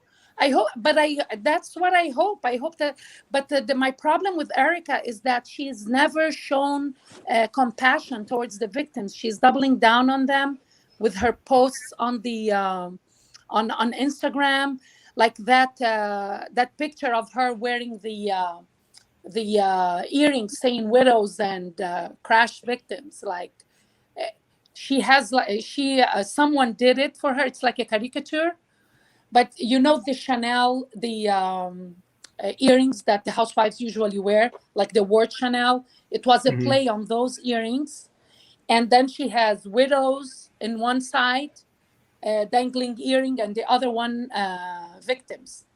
She is really she's showing that she gives 0 Fs towards the victims. She's never said, I didn't know he was doing that. And if that's the truth, I feel horrible for them. She should have been putting everything that she has, including her ring, her Cartier ring, for bid, and all the money would go towards the victims if She has 3. had She has the remorse. set. But she's doing nothing of that. She has the full set of Cartier rings at $300,000 a pop. And she wants us to feel sorry for her because she's driving a Range Rover instead of Lamborghini now. I have a problem with that. That's a really good point. The fact that she hasn't shown any empathy for the victims, but she wants the audience to feel sympathy for her at the fact that she downgraded from 16,000 square feet with multiple servants to 3,000 square feet adjacent to Beverly Hills with just one assistant. That's a very good point. Exactly. She's the non-empath towards the victim, asking for empathy. That's exactly her. And even like when Andy Cohen tries to dismiss the documentary, it is a documentary. Don't get fooled by Danielle Staub in the beginning. That is nothing. All the victims are portrayed in that documentary, and it makes the hair in your spine stand up. It is chilling to know that we have been all fooled to think that he's this successful lawyer and they live this lavish life, but all that money is all marinated with blood. And they have to start acknowledging the victims, not only for the show and that Ericka is talking. Ericka is talking nothing. She's trying to make she was cheated and she kept her mouth shut and her husband was horrible, when all she was telling us that how wonderful Tom is. I'm confused, just like Wendy. She threw all her she put all her 4 degrees in the drawer, and now she is this sexy bombshell. Give us, what is this? 180. It's night and day from what you were before and what you're pretending to be now. And Ericka, she always wanted to bring down LVP. She was part of that group. And I think that Kyle and Rena, they know more, and they're hiding some of her stuff because very conveniently their mansion was robbed, when all their belongings, the cheval maybe was robbed. all of a sudden. That was a staged robbery, in my opinion. And Kyle, how disingenuous of you trying to figure out where is Erica's La Quinta home by Googling. Do you remember your husband is the owner of the agency in Beverly Hills? He's a realtor. Call your husband and That's a ask good him point. where is the mansion that Tom had. So they all are playing victims. The only one that's a master and is the smart is carrying the whole season is Kathy Hilton. Because when everybody was saying, we know her for 5 years, 4 years, she goes, I don't know her. I don't know her. Marion, really quick, let's go back to what you were saying about the Chagall being stolen, the painting. Yeah. What people may not know is when celebrities get on Forbes list or whenever you Google a celebrity and you see your net worth, that celebrity has gone in and broken down all of their assets in an attempt to seem wealthier than they are. If you go to Tom's net worth, it doesn't show a lot of money. That's because he doesn't want you to believe that he has a lot of money. I think when Ericka first joined the show, it was like $10 million. The house alone is worth $16 million. That asset goes into your net worth. Tom has been hiding, allegedly. I knew I needed to put that banner on when you came on. Tom has been hiding assets. He's very smart about that. Rihanna, it's no surprise that she's showing that her net worth is $1.7 billion. It adds to the lure of her. Tom lessening his net worth is definitely him hiding. And if he had a house in La Quinta, I would say those houses are anywhere from like $2 to $4 million in that gated community. So he's very smart in that way. I think the dumbest, and I won't say dumbest, but I think the most ignorant thing that they did and narcissistic thing that they did was come on this show knowing that they had so much to hide and choosing to expose just how extravagant their lifestyle was.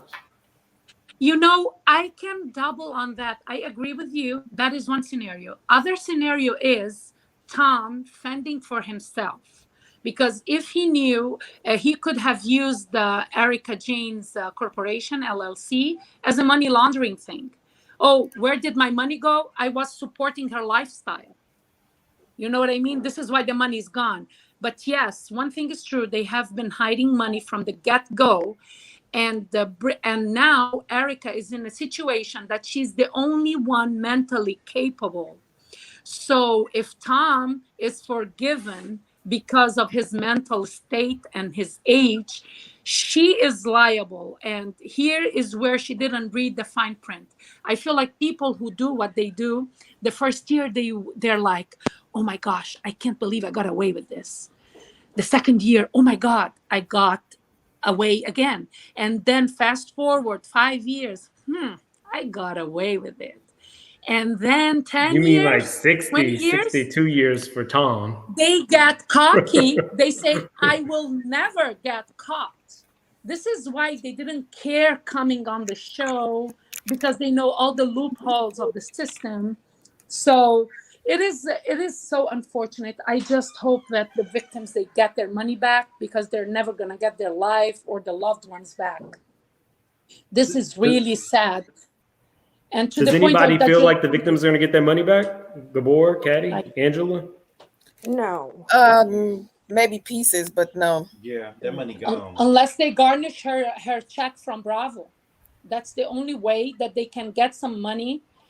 And otherwise, I don't think they will. And unfortunately, I think that Tom is maximum he's going to get his house arrest. That's what I worked think. in bankruptcy. They're not going to get that much money from her check from Bravo. Not if they're talking already $40-50 million in suits that both of them have. I don't think that money is there to be gotten. Their worst enemy is going to be a forensic accountant who might be able to trace some of the money offshore. Outside, offshore. The money is definitely offshore, 100,000%. And they are like, they're mad that people are thinking that this divorce is a sham. Of course, because when the lawsuits came in, all of a sudden you're divorcing him. so that you get what they thought was she would get her piece, which would be hefty because he was going to be gracious with her in the divorce. And then that money would be off limits if he goes on bankruptcy. I think they have that type of agreement. And Ericka, she's the sniper from the side from the get-go. Like she's a horrible person. She's a liar. She always lied all the time. The only time that I liked her was when she yelled at Teddi, just because I don't like Teddi, but I didn't like her. This is when I started disliking her extremely. Like Ericka, she was so cool the first season. The second season coming forward, she was coming off pretentious. She's materialistic, and she doesn't have feelings. She's the ice queen. And, you know, let's see her kingdom. She will look good in an orange Gucci suit. I don't think she's going to get jail time for sure. I don't think she's going to get jail time. I just don't foresee that. I hope so. I don't think so. I don't think either. Yeah. Yeah. I just want the court of public opinion to try her. That's really, that would destroy her more than going to jail, because it depends on what that 20 million is. Jail time. I want her in jail, to be honest with you. Her and Tom. And hanging up the cheval on the wall of the prison. That's what I want. You have all the tea, Caddy. Who punched Tom? Oh, I don't really watch Beverly Hills that much, so I don't know. I think it's Mikey, the makeup artist. He did that to him. He punched Tom? Oh no, he did that makeup. That's makeup. Oh, that yeah, is I think very that intentional. For him to come out frail, not wearing a suit, looking like a poor old man. Come on, this is so orchestrated. Like, it does look like death. Oh, not death. He do. That's what Garcelle said. You couldn't have waited till he died. Well, yeah. Well, damn, I didn't say that. But I would have waited till he died if he was like the man that she was saying. Hold on for a second, Charles. No. Okay. Yeah, it's crazy. You know, that gets me thinking, you know, you hear stories about those women they call like black widows. I feel like Ericka was probably one of them, but she didn't get to finish the job. Yeah. You know, usually when they done, that person is no longer around, I'll just say. Yeah. I definitely think she would have waited till he died. I definitely think her intent was to wait there till he died. But once the money was gone, that was it. She didn't want us to think she was just a gold digger from the beginning, but everything that she's shown us up till this point is gold digger-ish. And we all know I like a city girl. I did a whole video on city girls. I respect the city girl. Live your best life.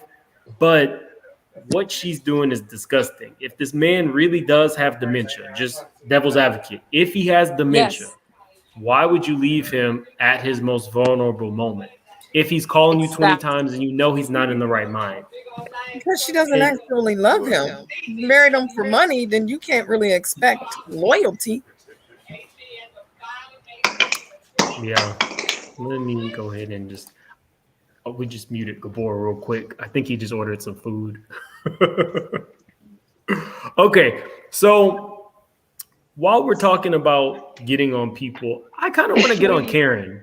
I don't know that if you guys watch Married to Medicine, but Karen Huger, everybody's favorite on Potomac, Gabor made a really good point. He said that Karen has her issues, but... Yeah, we hear you.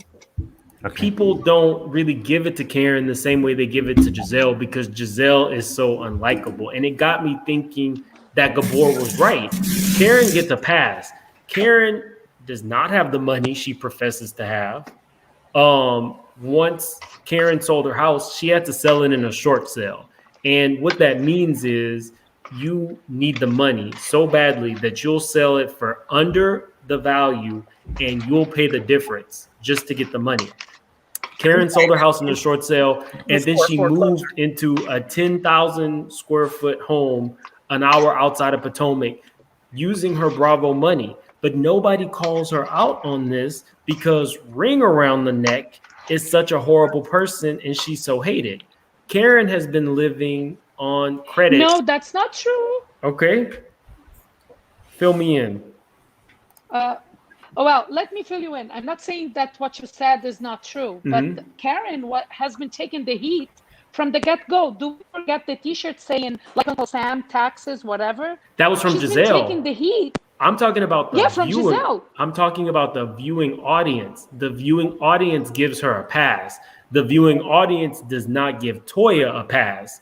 When Toya and Karen have parallel lives, they both live way above their means, but we read the dog shit out of Toya. But because on Karen's cast, Gizzelle is such the antagonist that we just don't even we let Karen slide. She told us that her husband was broke, but Karen was loaded and that she got a new car and lived in this home. But it was all off a Bravo check. Aren't we numb to the housewives that pretend that they have money, but they really don't? Like, just to the Jolene's point, 90% of them. We are numb. This is why maybe people are not giving her that much heat, because if you're going to count who are the housewives that really have money, you can say Bethany in New York, Ebony. Ebony seems to live very comfortably. And in Dallas, we have Tiffany Moon, Stephanie, and Giandra. The others, they don't have money. But I think that it was Potomac Robin. You forgot Robin. What does Rob have? Robin. Oh gosh. Exactly. Exactly. So we are numb to the housewives pretending they have money.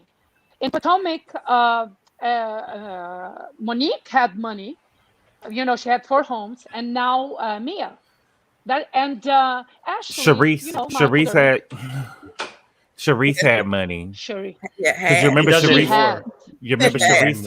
Sharice told Karen, "You the grand dom, if not a dom thing." Yes. Yeah. That was her one good read. Yeah, Sharice a whole other story if we want to drag her. Let's go. Well, so I feel like everybody is numb to housewives pretending to have money, because that goes like, you can say 80% of the housewives do not have money and they pretend to have, and they're all like begging, like doing stuff for Bravo so that they keep that little check coming in, you know? And for me, Gizzelle, what was atrocious is her faking that she was getting back to the man she dragged. So now her problem with Karen is that Karen dragged the Jamal. No, she dragged Jamal in that book that she did a tour and she got the prize, I don't know from where. So she's the one who dragged, and then all of a sudden it's a lie. He has a lot of baby mamas, and she went after Monique's marriage. You know, it's out there. Whether it's true or not, I don't believe it's true. But and the way they painted the Samuels as to be aggressive, the way they treated them in the reunion. So because they have their favorites in Bravo. When they have a favorite, they just cater to her. And they say, this is why I say that, because they ostracized Monique for violence. But yet, where's Portia today? How many people did Portia drag in the alley or on a reunion? Not just Portia, because they punished Portia. Let's talk about the people they did not punish. Yeah, Portia did become what? A friend of the show for the next season. Yeah, but they kept her as a friend. But she wasn't. She was friend of the show. That is good enough for what she did with Kenya on the reunion. But that wasn't because of the thing that happened with Kenya. She was friends of the show because she wasn't. She was friend of the show because she didn't have enough to film, because she actually was dating a married man. And Andy said out his own Yes. mouth that it was not enough to film, so they ended up promoting Claudia because Portia didn't want to show really into her life. And you remember the other girls kept on hitting toward that she was with an African Mm-hmm. man. And when they got to the reunion, Andy said, well, the other women hinted, and Nene Yes. say, Nene ain't mentioned nothing. And Nene say, let's just say he don't live in the country. She really was dating a married man. Yes. She was dating that And so man. she wasn't Oh, she wasn't ew. so she wasn't That is demoted fine. because of the fight with Kenya. She really wasn't trying to show Exactly. her, she wasn't trying to show her life. But I think that the thing is those girls that had it, I just feel like Monique knew that those girls had it out for her. And when you know that somebody Yeah. got it out for you, just be on your best behavior. Yeah. I just don't like that. I don't like how don't give me she. 100 anytime, every place. If they don't like me, they can suck it. I don't Yeah. like how she. I don't like how she fought Candiace, knowing that Candiace really wasn't going to fight her back. Mhm. Like, Well, she should have shut her mouth then. Yeah, Don't do that, remember, Cotty. Don't do that, Cotty. Oh, because I've been fighting Gizzelle, my whole life, and I will bop a bitch in the head. Point blank, I period. am Any I day feel of the like- week. 100% Caddy. Any day of the week. What'd you I say, thought Angela? Gizelle's hand. She thought Gizelle's I'm hand was 100% in Candice's agreement hand. with. Wait, it's too much. I can't hear. I'm 100% in agreement with Caddy. Yeah, Cotty. Cotty. Yeah. That you put your face, she put her face in Monique's face, and she was screaming at her, and she Oh deserved it. no.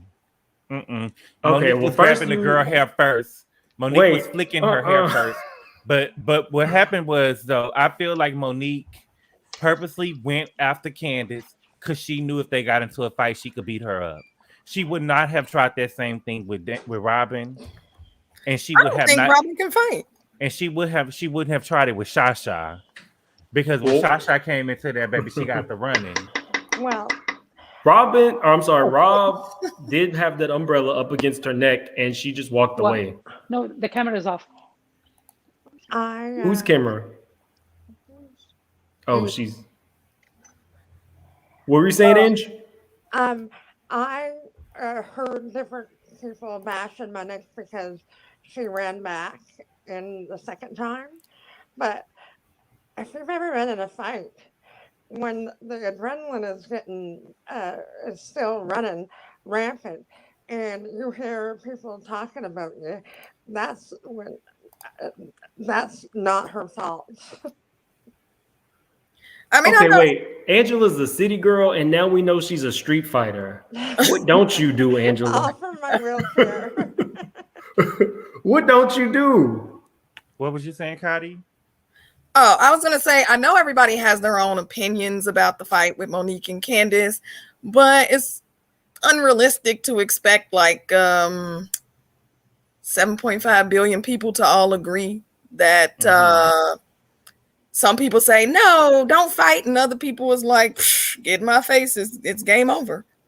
Mm-hmm. Yeah, So, I but mean, you know, people need to, just because you wouldn't hit somebody doesn't mean that the person you're antagonizing won't hit you. So you need to worry about exactly. your words, because you can't expect somebody to do what you would do. Yeah, but even like she's been such a, like they've been harassing her with these rumors for a long time. And you know, like it gets to a point, like they were doing lives saying that there was a plot, and she knew that the bullseye wasn't her back. And it's getting to her marriage, and it wasn't only her marriage, it was like the paternity of her child. We cannot forget that. For us to say what we would do, were we in her shoes, until we are in her shoes, we can't even predict how we ourselves would have behaved. Most likely I would have done the same thing. I'm If talking that was about the myself. case, I just feel like there was no need for Monique to have a sit down with Gizzelle, because Gizzelle then was the one who orchestrated the rumors. I just don't understand. I just, there's no way that anybody could make me believe that Monique didn't go after Candiace because she knew if she fought her, she would beat her, and she wanted to fight her on TV and to have her. She even had her sister double down. Have y'all seen her sister before? Monique's Yeah. sister, Queen Mhm. Latifah. Queen Yeah, Latifah. yeah. She had her double get on there and be like, "Oh, if I was there, we would have jumped her." Little bitty Candiace who No, I posed no don't agree with threat. that at all. You know what I'm saying? I- Like y'all are trying to make it seem like y'all just these bad girls. These girls that I know some bad girls that can get down. And Monique, even the way that she fought Candiace, it just wasn't. They didn't give me no girl who could really whoop just jump on a girl. You know what I'm saying? Some girls who Right. could really get down. You know, That wasn't- Gabor, I she didn't do a agree lot of with you. damage to me. Yeah, I think mean, that she, Monique she was didn't even played. really hurt Candiace, and Yeah. that's a part of the whole other thing. Like Candiace so doggone traumatized. I'm okay. Girl, you wasn't I'm even okay. hurt. Shut up. Stick to Monique your wasn't even Traumatized punching and her. she She was was so- slapping her. Monique can't fight. Monique ain't just no hell of a And fighter. see, that's the thing, though. I if I did do dirt, which I'm not saying I do, but it would be on camera. Mm-mm. Like Nene. I know, like Like Nene said, Nene. you just see me do it. Yeah, you know, to the point that Gabor just mentioned, I feel like Monique was played by Gizzelle. Remember at the beginning of the season when they sat down for that brunch where Yes, they were ma'am. like arranging like the baby shower for Ashley? Yes, Who ma'am. told Monique that who was her that she was invited? Cherise was invited. It was Giselle. So Giselle. Giselle was planting the seed. And the Of day of the course. fight, it was Giselle's hand that hit Monique, not intentionally, but Monique thought it was Candiace. And Mhm. Candiace, she flipped on Monique when Monique decided to forgive Ashley and become friends with Ashley. Because with Candiace is like, you can't like anyone I don't like, or else you're not my friend. And this is where the Yeah. rift, like it was a few cracks where like Gizzelle came in to play and she played it masterfully, only to blow up in her face when Monique brought the binder to the reunion. She never thought like it was the YouTube streets, let's be honest, that brought that to light.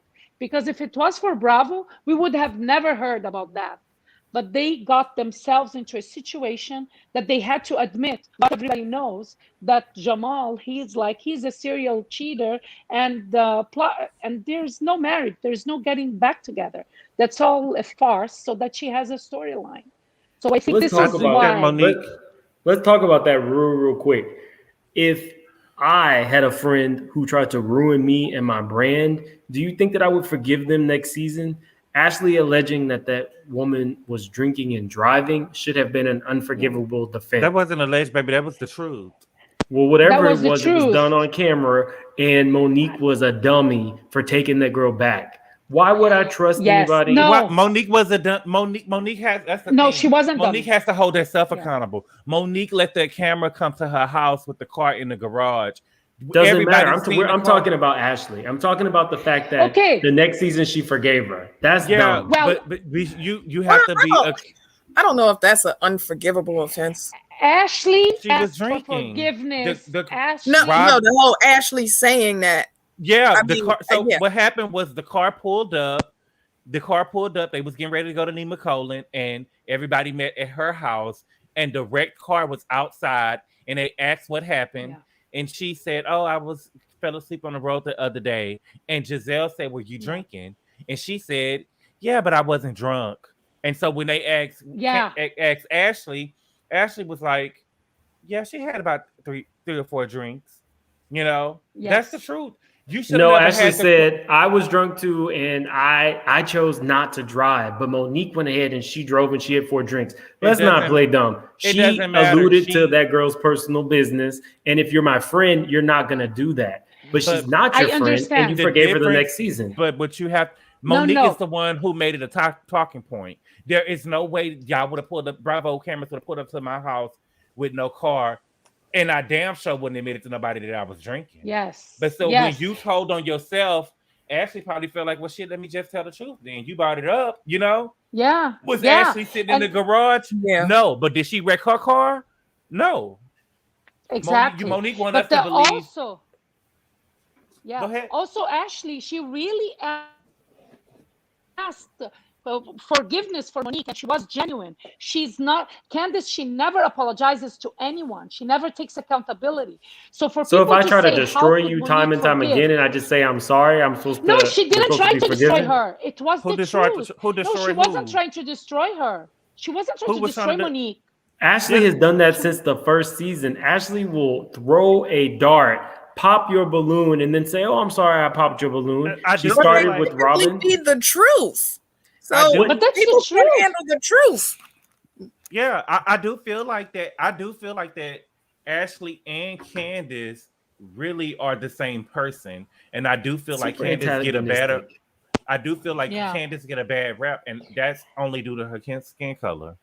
If she Or was a light to skin, her Twitter. Candiace is No, also no, out here no. telling people to It's her kill themselves Twitter. and die. So I mean, No, no. Ashley Candiace- ain't saying No. that to people. Ashley's Candiace smart is enough vile not to on get in on someone's face, or online. smart enough to back off and not get mollywopped. No, she didn't back off. That's why she got that knife thrown at her. Yeah. She didn't, and no. Well, no, Monique is Ashley didn't approach Candiace to get that knife thrown at. She just stood there. They First were of all, both across the table, and so was Candiace and Monique. They were both across the table. Monique initiated that fight by flipping that girl's hair. yeah. Monique Oh flipped yeah, her hair definitely. first. She So I'm definitely just Ashley saying ain't it's no the same punk. instance. Ashley's not a punk. Why would she be a punk? She grew up in a tent underneath a bridge. I I'm know, sure she but had to fight off she's not people a her punk. whole life. She's not a punk. Monique wanted to fight that girl because Monique wanted to fight her. She when her and Rob, it was not the same energy that she gave to Robin. And Ashley, when Robin came to her face, Ashley did not back down. Ashley told Robin to get your hand out of her face, and she was moving her hand out of her face. You know what I'm saying? So at the restaurant, yeah. yeah, so it's not like Ashley moved out of the way so she could get Yeah. mollywopped. Robin didn't take it there. Robin was not going to do that on TV in front of those cameras because they was going to take the money that her and Juan don't got. No, Ashley was in the bathroom when that happened. No, I'm talking about in season 2 when Yeah, Robin. you mean Candiace? No, when in No. season 2, Robin and Gizzelle came to that. came to the Australian- restaurant and they tried to, and Robin was mad because you remember when they went to Monique's house.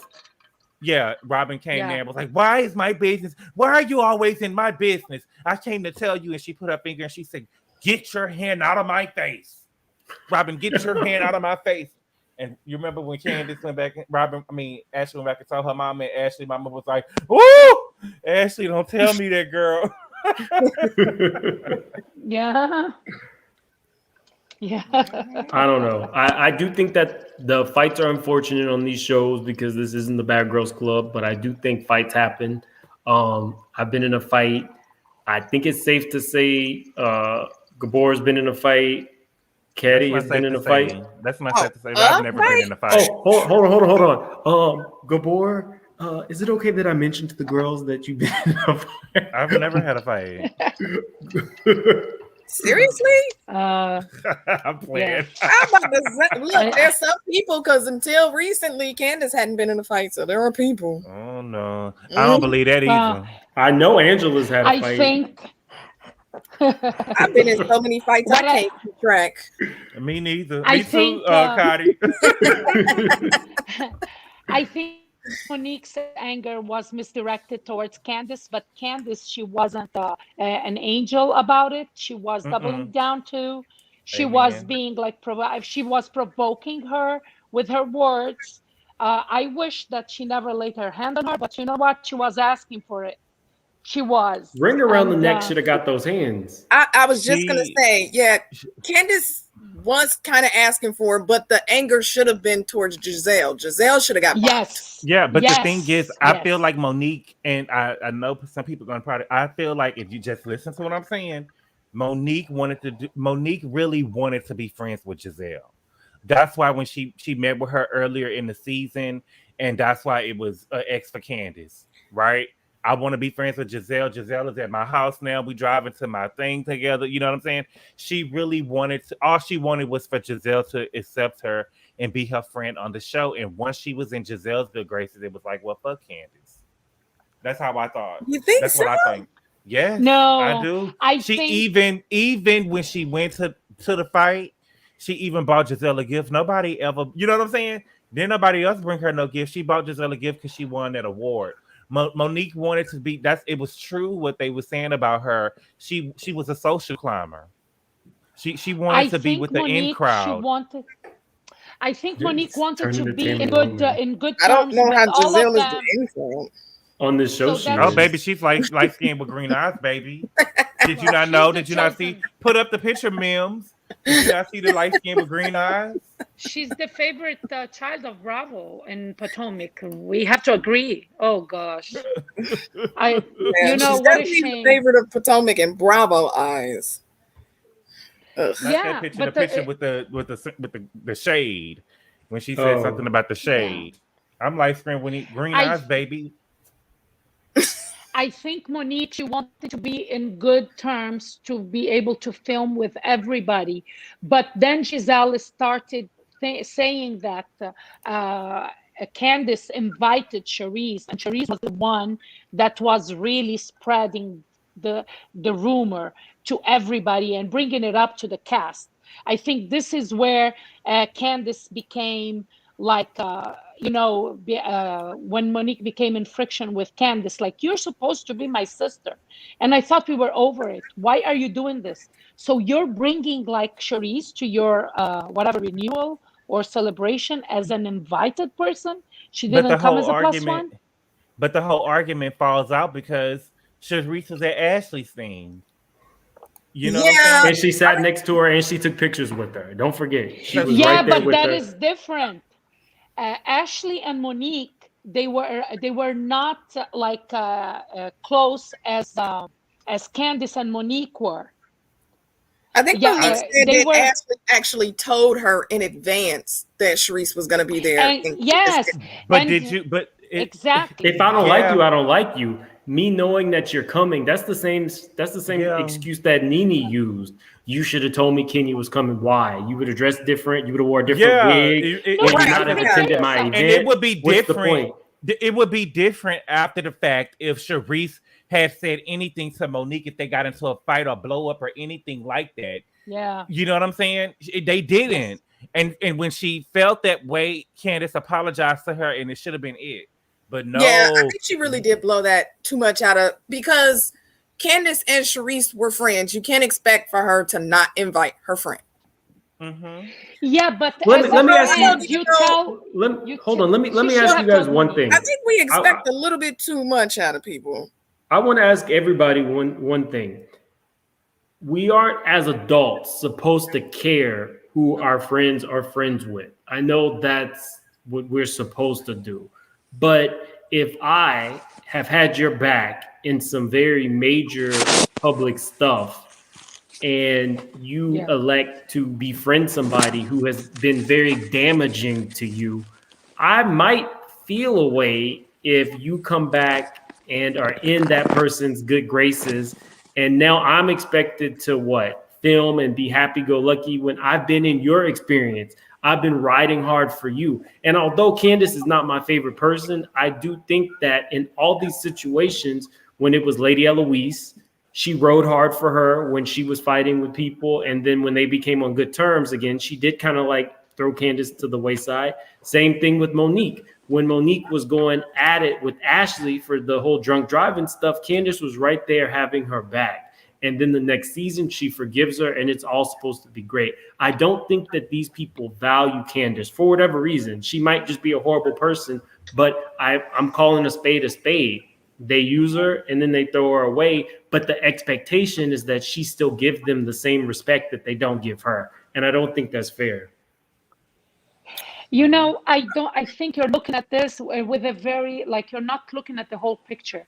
What has Ashley ever done to Candiace? To Nothing. me, Ashley, you're right. Ashley has never. Ashley bought Candiace on that show, and she held Candiace down for the little time that they was friends. When she got into it with Charisse and Gizzelle when they was at Nima Colin, Ashley had her back. You remember that when she got into it with, and they tried to make her apologize, and Ashley was like, "Apologize for what? Y'all do that all the time, you know." Oh, But she when- calls Charisse old, right? She called her that was A grandma or shady bitch something. moment. It was a shady bitch moment, and Sharice was Yeah. offended. She called what's her call it, geriatric granny. Yes. But when they went to the other trip on Monique's birthday, when it was Monique's birthday party or whatever, she ended up when Candiace switched up on Ashley when Karen and Ashley was getting into it, and Ashley told Karen, you was talking about Rado's shriveled up dick. You remember that when they was in the Yes. car, and she called her a broke down Tina Knowles. You know, that's when Candiace. So Candiace was wrong in the situation with her and Ashley because that had nothing to do with you, but. Yeah. I feel like that Ashley brought Candiace on the show, and I feel like Ashley had her back until that happened. I don't know. I True. can't. I mean, I don't think Applehead Ashley deserves any grace. Her and her Chester the child. Oh, let me not say that. Her and Michael a whole nother story. proclivities and her defending him is very similar to Ericka Jayne giving Tom an out by saying that his dementia is what caused him from stealing from those people. Ashley fought tooth and nail for her husband, and I guess you should, but we all know that no black man is safe while Michael Darby is in the room. Listen, I'm not trying to be funny, and I know this is gonna sound wrong. Baby, if I'm Ashley, I'm having Michael. I'm standing on Michael's side. I'm having his back. Me too. Because I need this money from when I get ready to leave. I'm not about to let you go out and pay these victims. I need this money for my exit. So you didn't do it. Even if I saw you do it, you didn't do it. Because I need this money when I get ready to leave. You see the ticker? You see the ticker, Gabor? I agree. Yeah. Get into the bag. He did what? But he didn't do here's nothing. the thing. I was I standing feel right like there. I feel like Candiace, she changed with Ashley when, because like Candiace is the one who always said that this home is my mom's home. And then she takes everybody else's fight to be her own. And then when the people originally at the odds, they come back together, Candiace becomes mad even more at Ashley, not at her friends who forgave Ashley, but she's only mad at Ashley. And her hatred towards Ashley is really borderline obsessive. I think because at the root, she wants to be a mom, and maybe she can't, or she doesn't, for some reason, she's not yet. I hope she is.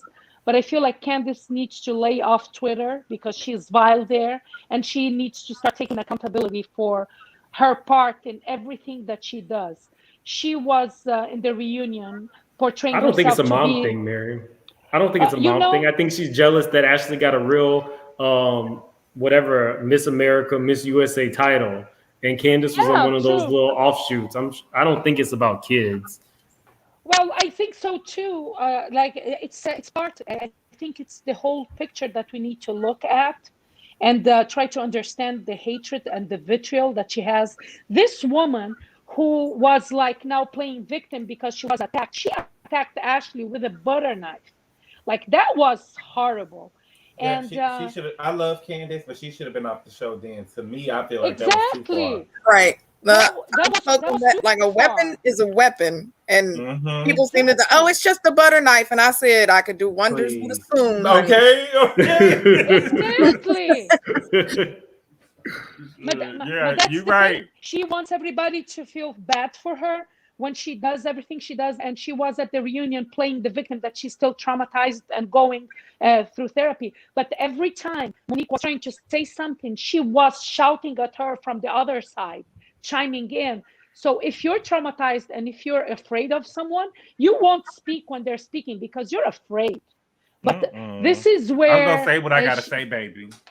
I'm gonna say what I gotta say. No, but she was afraid. But she was afraid. Two sides of the same coin, so you never know. Ashley lived in a tent under a bridge. She was not afraid of no butter knife. If I say get out of my house, get out of my house. But she, I'm not gonna tell you twice. Who brought her back? Of Gizzelle course, brought her back. The producer, Gizzelle is a producer. She's the sniper from the side. You and Gizzelle and Ashley would have been up at my house, drug up at my house. Yeah, you're not gonna invite somebody back in my. I mean, I have fought over people coming in my house. Oh, if I say you gotta go, you gotta go. Think Martin. You don't gotta. You don't have to. You don't have to go home, but you can't be here. Yeah. I think that Karen. I mean, I think that what I don't like about Ashley is I would have never apologized or felt bad for my mama buying me a townhouse. You know, I wouldn't give a damn what they said about me. You know, they Yeah, could have I talked think about it. that's the problem. Because for some reason, That's like in the Black community, we shame people for like doing a generational wealth. That is how you build wealth if you keep it in the family. But they shamed Candiace with this. Mm-hmm. Meanwhile, She shamed it's herself. all like this is how you keep wealth in the family. Now I don't agree with her mama living there, but you know, I love the cardboard cutout. I want one. Robyn was over here taking her kids cold baths. You know what I'm saying? Oh, Gizzelle, you didn't own nothing in Potomac until you bought that $900,000 tear down. You know what I'm saying? ooh, Jamal owes $740,000. You know, here's like the thing. how you gonna shame my mama for buying me a house when your mama went and lived in a tent with a man? Your mama dropped you off at your grandma's house and went to go live with a tent with a man and had a baby by him. Isn't Candiace who shamed herself for her mom? Like she's the one who had the problem, people pointing out. Like, if you have no problem with it, like, yeah, my mom, she helped me. I'm very lucky. But she took that as an insult. So even when she pretended to send her a check in the mail as the last scene of that season, that they are not, you know, there she's back owning a home with her. If you say so. With her mom. That's exactly what Dorothy said in the reunion. If you say so. Yeah. But see, I think if Candiace wasn't so insecure about it, they wouldn't have been able to use it against her. Exactly. You can't. You should always spill your own tea so nobody can use it against you. Well, she told them at first, y'all was basically kept bitches. Y'all was kept bitches. At least I got it from my mama. Well, yeah. I wish my She mom ain't get it from no man. I ain't get it. Sex with Michael Darby? Huh? Do you think that Juan is doing it with Michael Darby? Not at all. Oh Lord. Not at all. I think he uses Michael Darby the same way that I think Ashley Michael uses Michael Darby. Allegedly. I think so. What I think is you damned if you do and you damned if you don't, right? If one would have didn't want to been around Michael because Michael said that he wanted to suck his dick, allegedly. You know what I'm saying? If he would have been didn't want to be around him or beat him up, he would have been damned if he did. You know, now that he's not mad at the man and he has a, you know, some type of rapport with the man, he gay now. You know what I'm saying? So you damned if you do and you damned if you don't. Either y'all want him to be homophobic or he gay. You know? I think that just on the back end, there's a lot of NBA football, there's a lot of NBA players, NFL players that have people like Michael Darby around. People like Juan attract people like Michael Darby. Whether he's gay or not, I'm not here to say that. What I will say is Michael would have taken Juan, a player who's down on his luck, who doesn't have any money, and definitely probably got like the most pimped out hotel room for them and some strippers, and definitely would have paid for it all. And Juan would have let it. I'll tell you that much, because Juan is accustomed to people like Michael throwing money at him. Well, isn't that telling about Juan? Like I think a lot of athletes do that. Yeah, so I feel like they're really good friends. I really think so. Michael Darby is who he is. I'm but I so feel like glad Juan Dixon is not here right now. Not here. I think they're good friends, and Michael Darby, he was so convincing when he said, "No way, he is marrying Robyn." That who's right now? Did we live up to that? They will never get married again. I think what's his name, Juan? He's doing just like the minimum to get that check. He's doing the minimum in the show. He doesn't go to reunions, never. Like I think he went. Juan doesn't get paid. The men don't get paid. Well, but the check is coming to the wife, and remember, he's trying to recoup all the money that Robin lost investing with that friend that allegedly was more than a friend. The men in Jersey get You paid. know, they do. Yeah. I think they all get paid somehow, either by getting followers in the show. Your wife is Like getting the paid. show is not only the show. Yeah, Only exactly. The wife man is that getting gets paid, so it is should be Jersey. enough.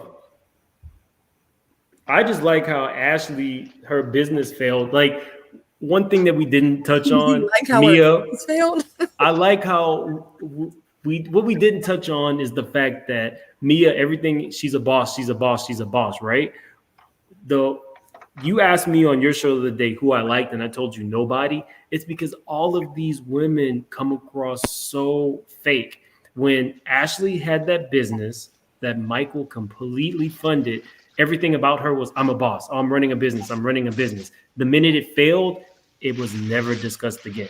Gizzelle was the exact same way. Oh, I'm running a business. Oh, my business partner this. Oh, I'm in Target. The minute it failed, it's completely quiet.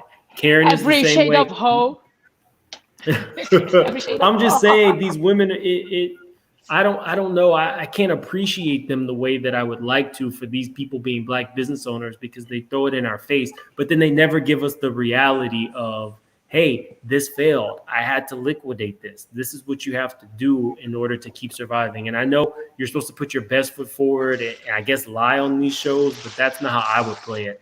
I would be truthful and say, hey, I had a hiccup. I'm still a boss because I'm doing this or I'm investing here. But these women, they all go at each other for saying the same things they've done in the past. They're making fun of Mia for this boss comment, but Gizzelle did it to Karen. And Ashley did it to all of them when she had a business. That's why this cast, as entertaining as they are, I don't feel as connected to them as I do other casts. Yeah, I am not. On that note, guys, I have to cook dinner. I could Yeah, okay, talk to see you you guys later, forever. Miriam. I gotta go. Oh, Thank you yeah, for Mary, listening. appreciate you coming.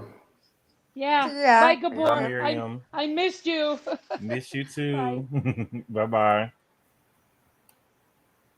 All right, guys, but I do think that is I think we can wrap up because we have been here for a couple hours. It doesn't feel like it to me, at least, because I've enjoyed you all.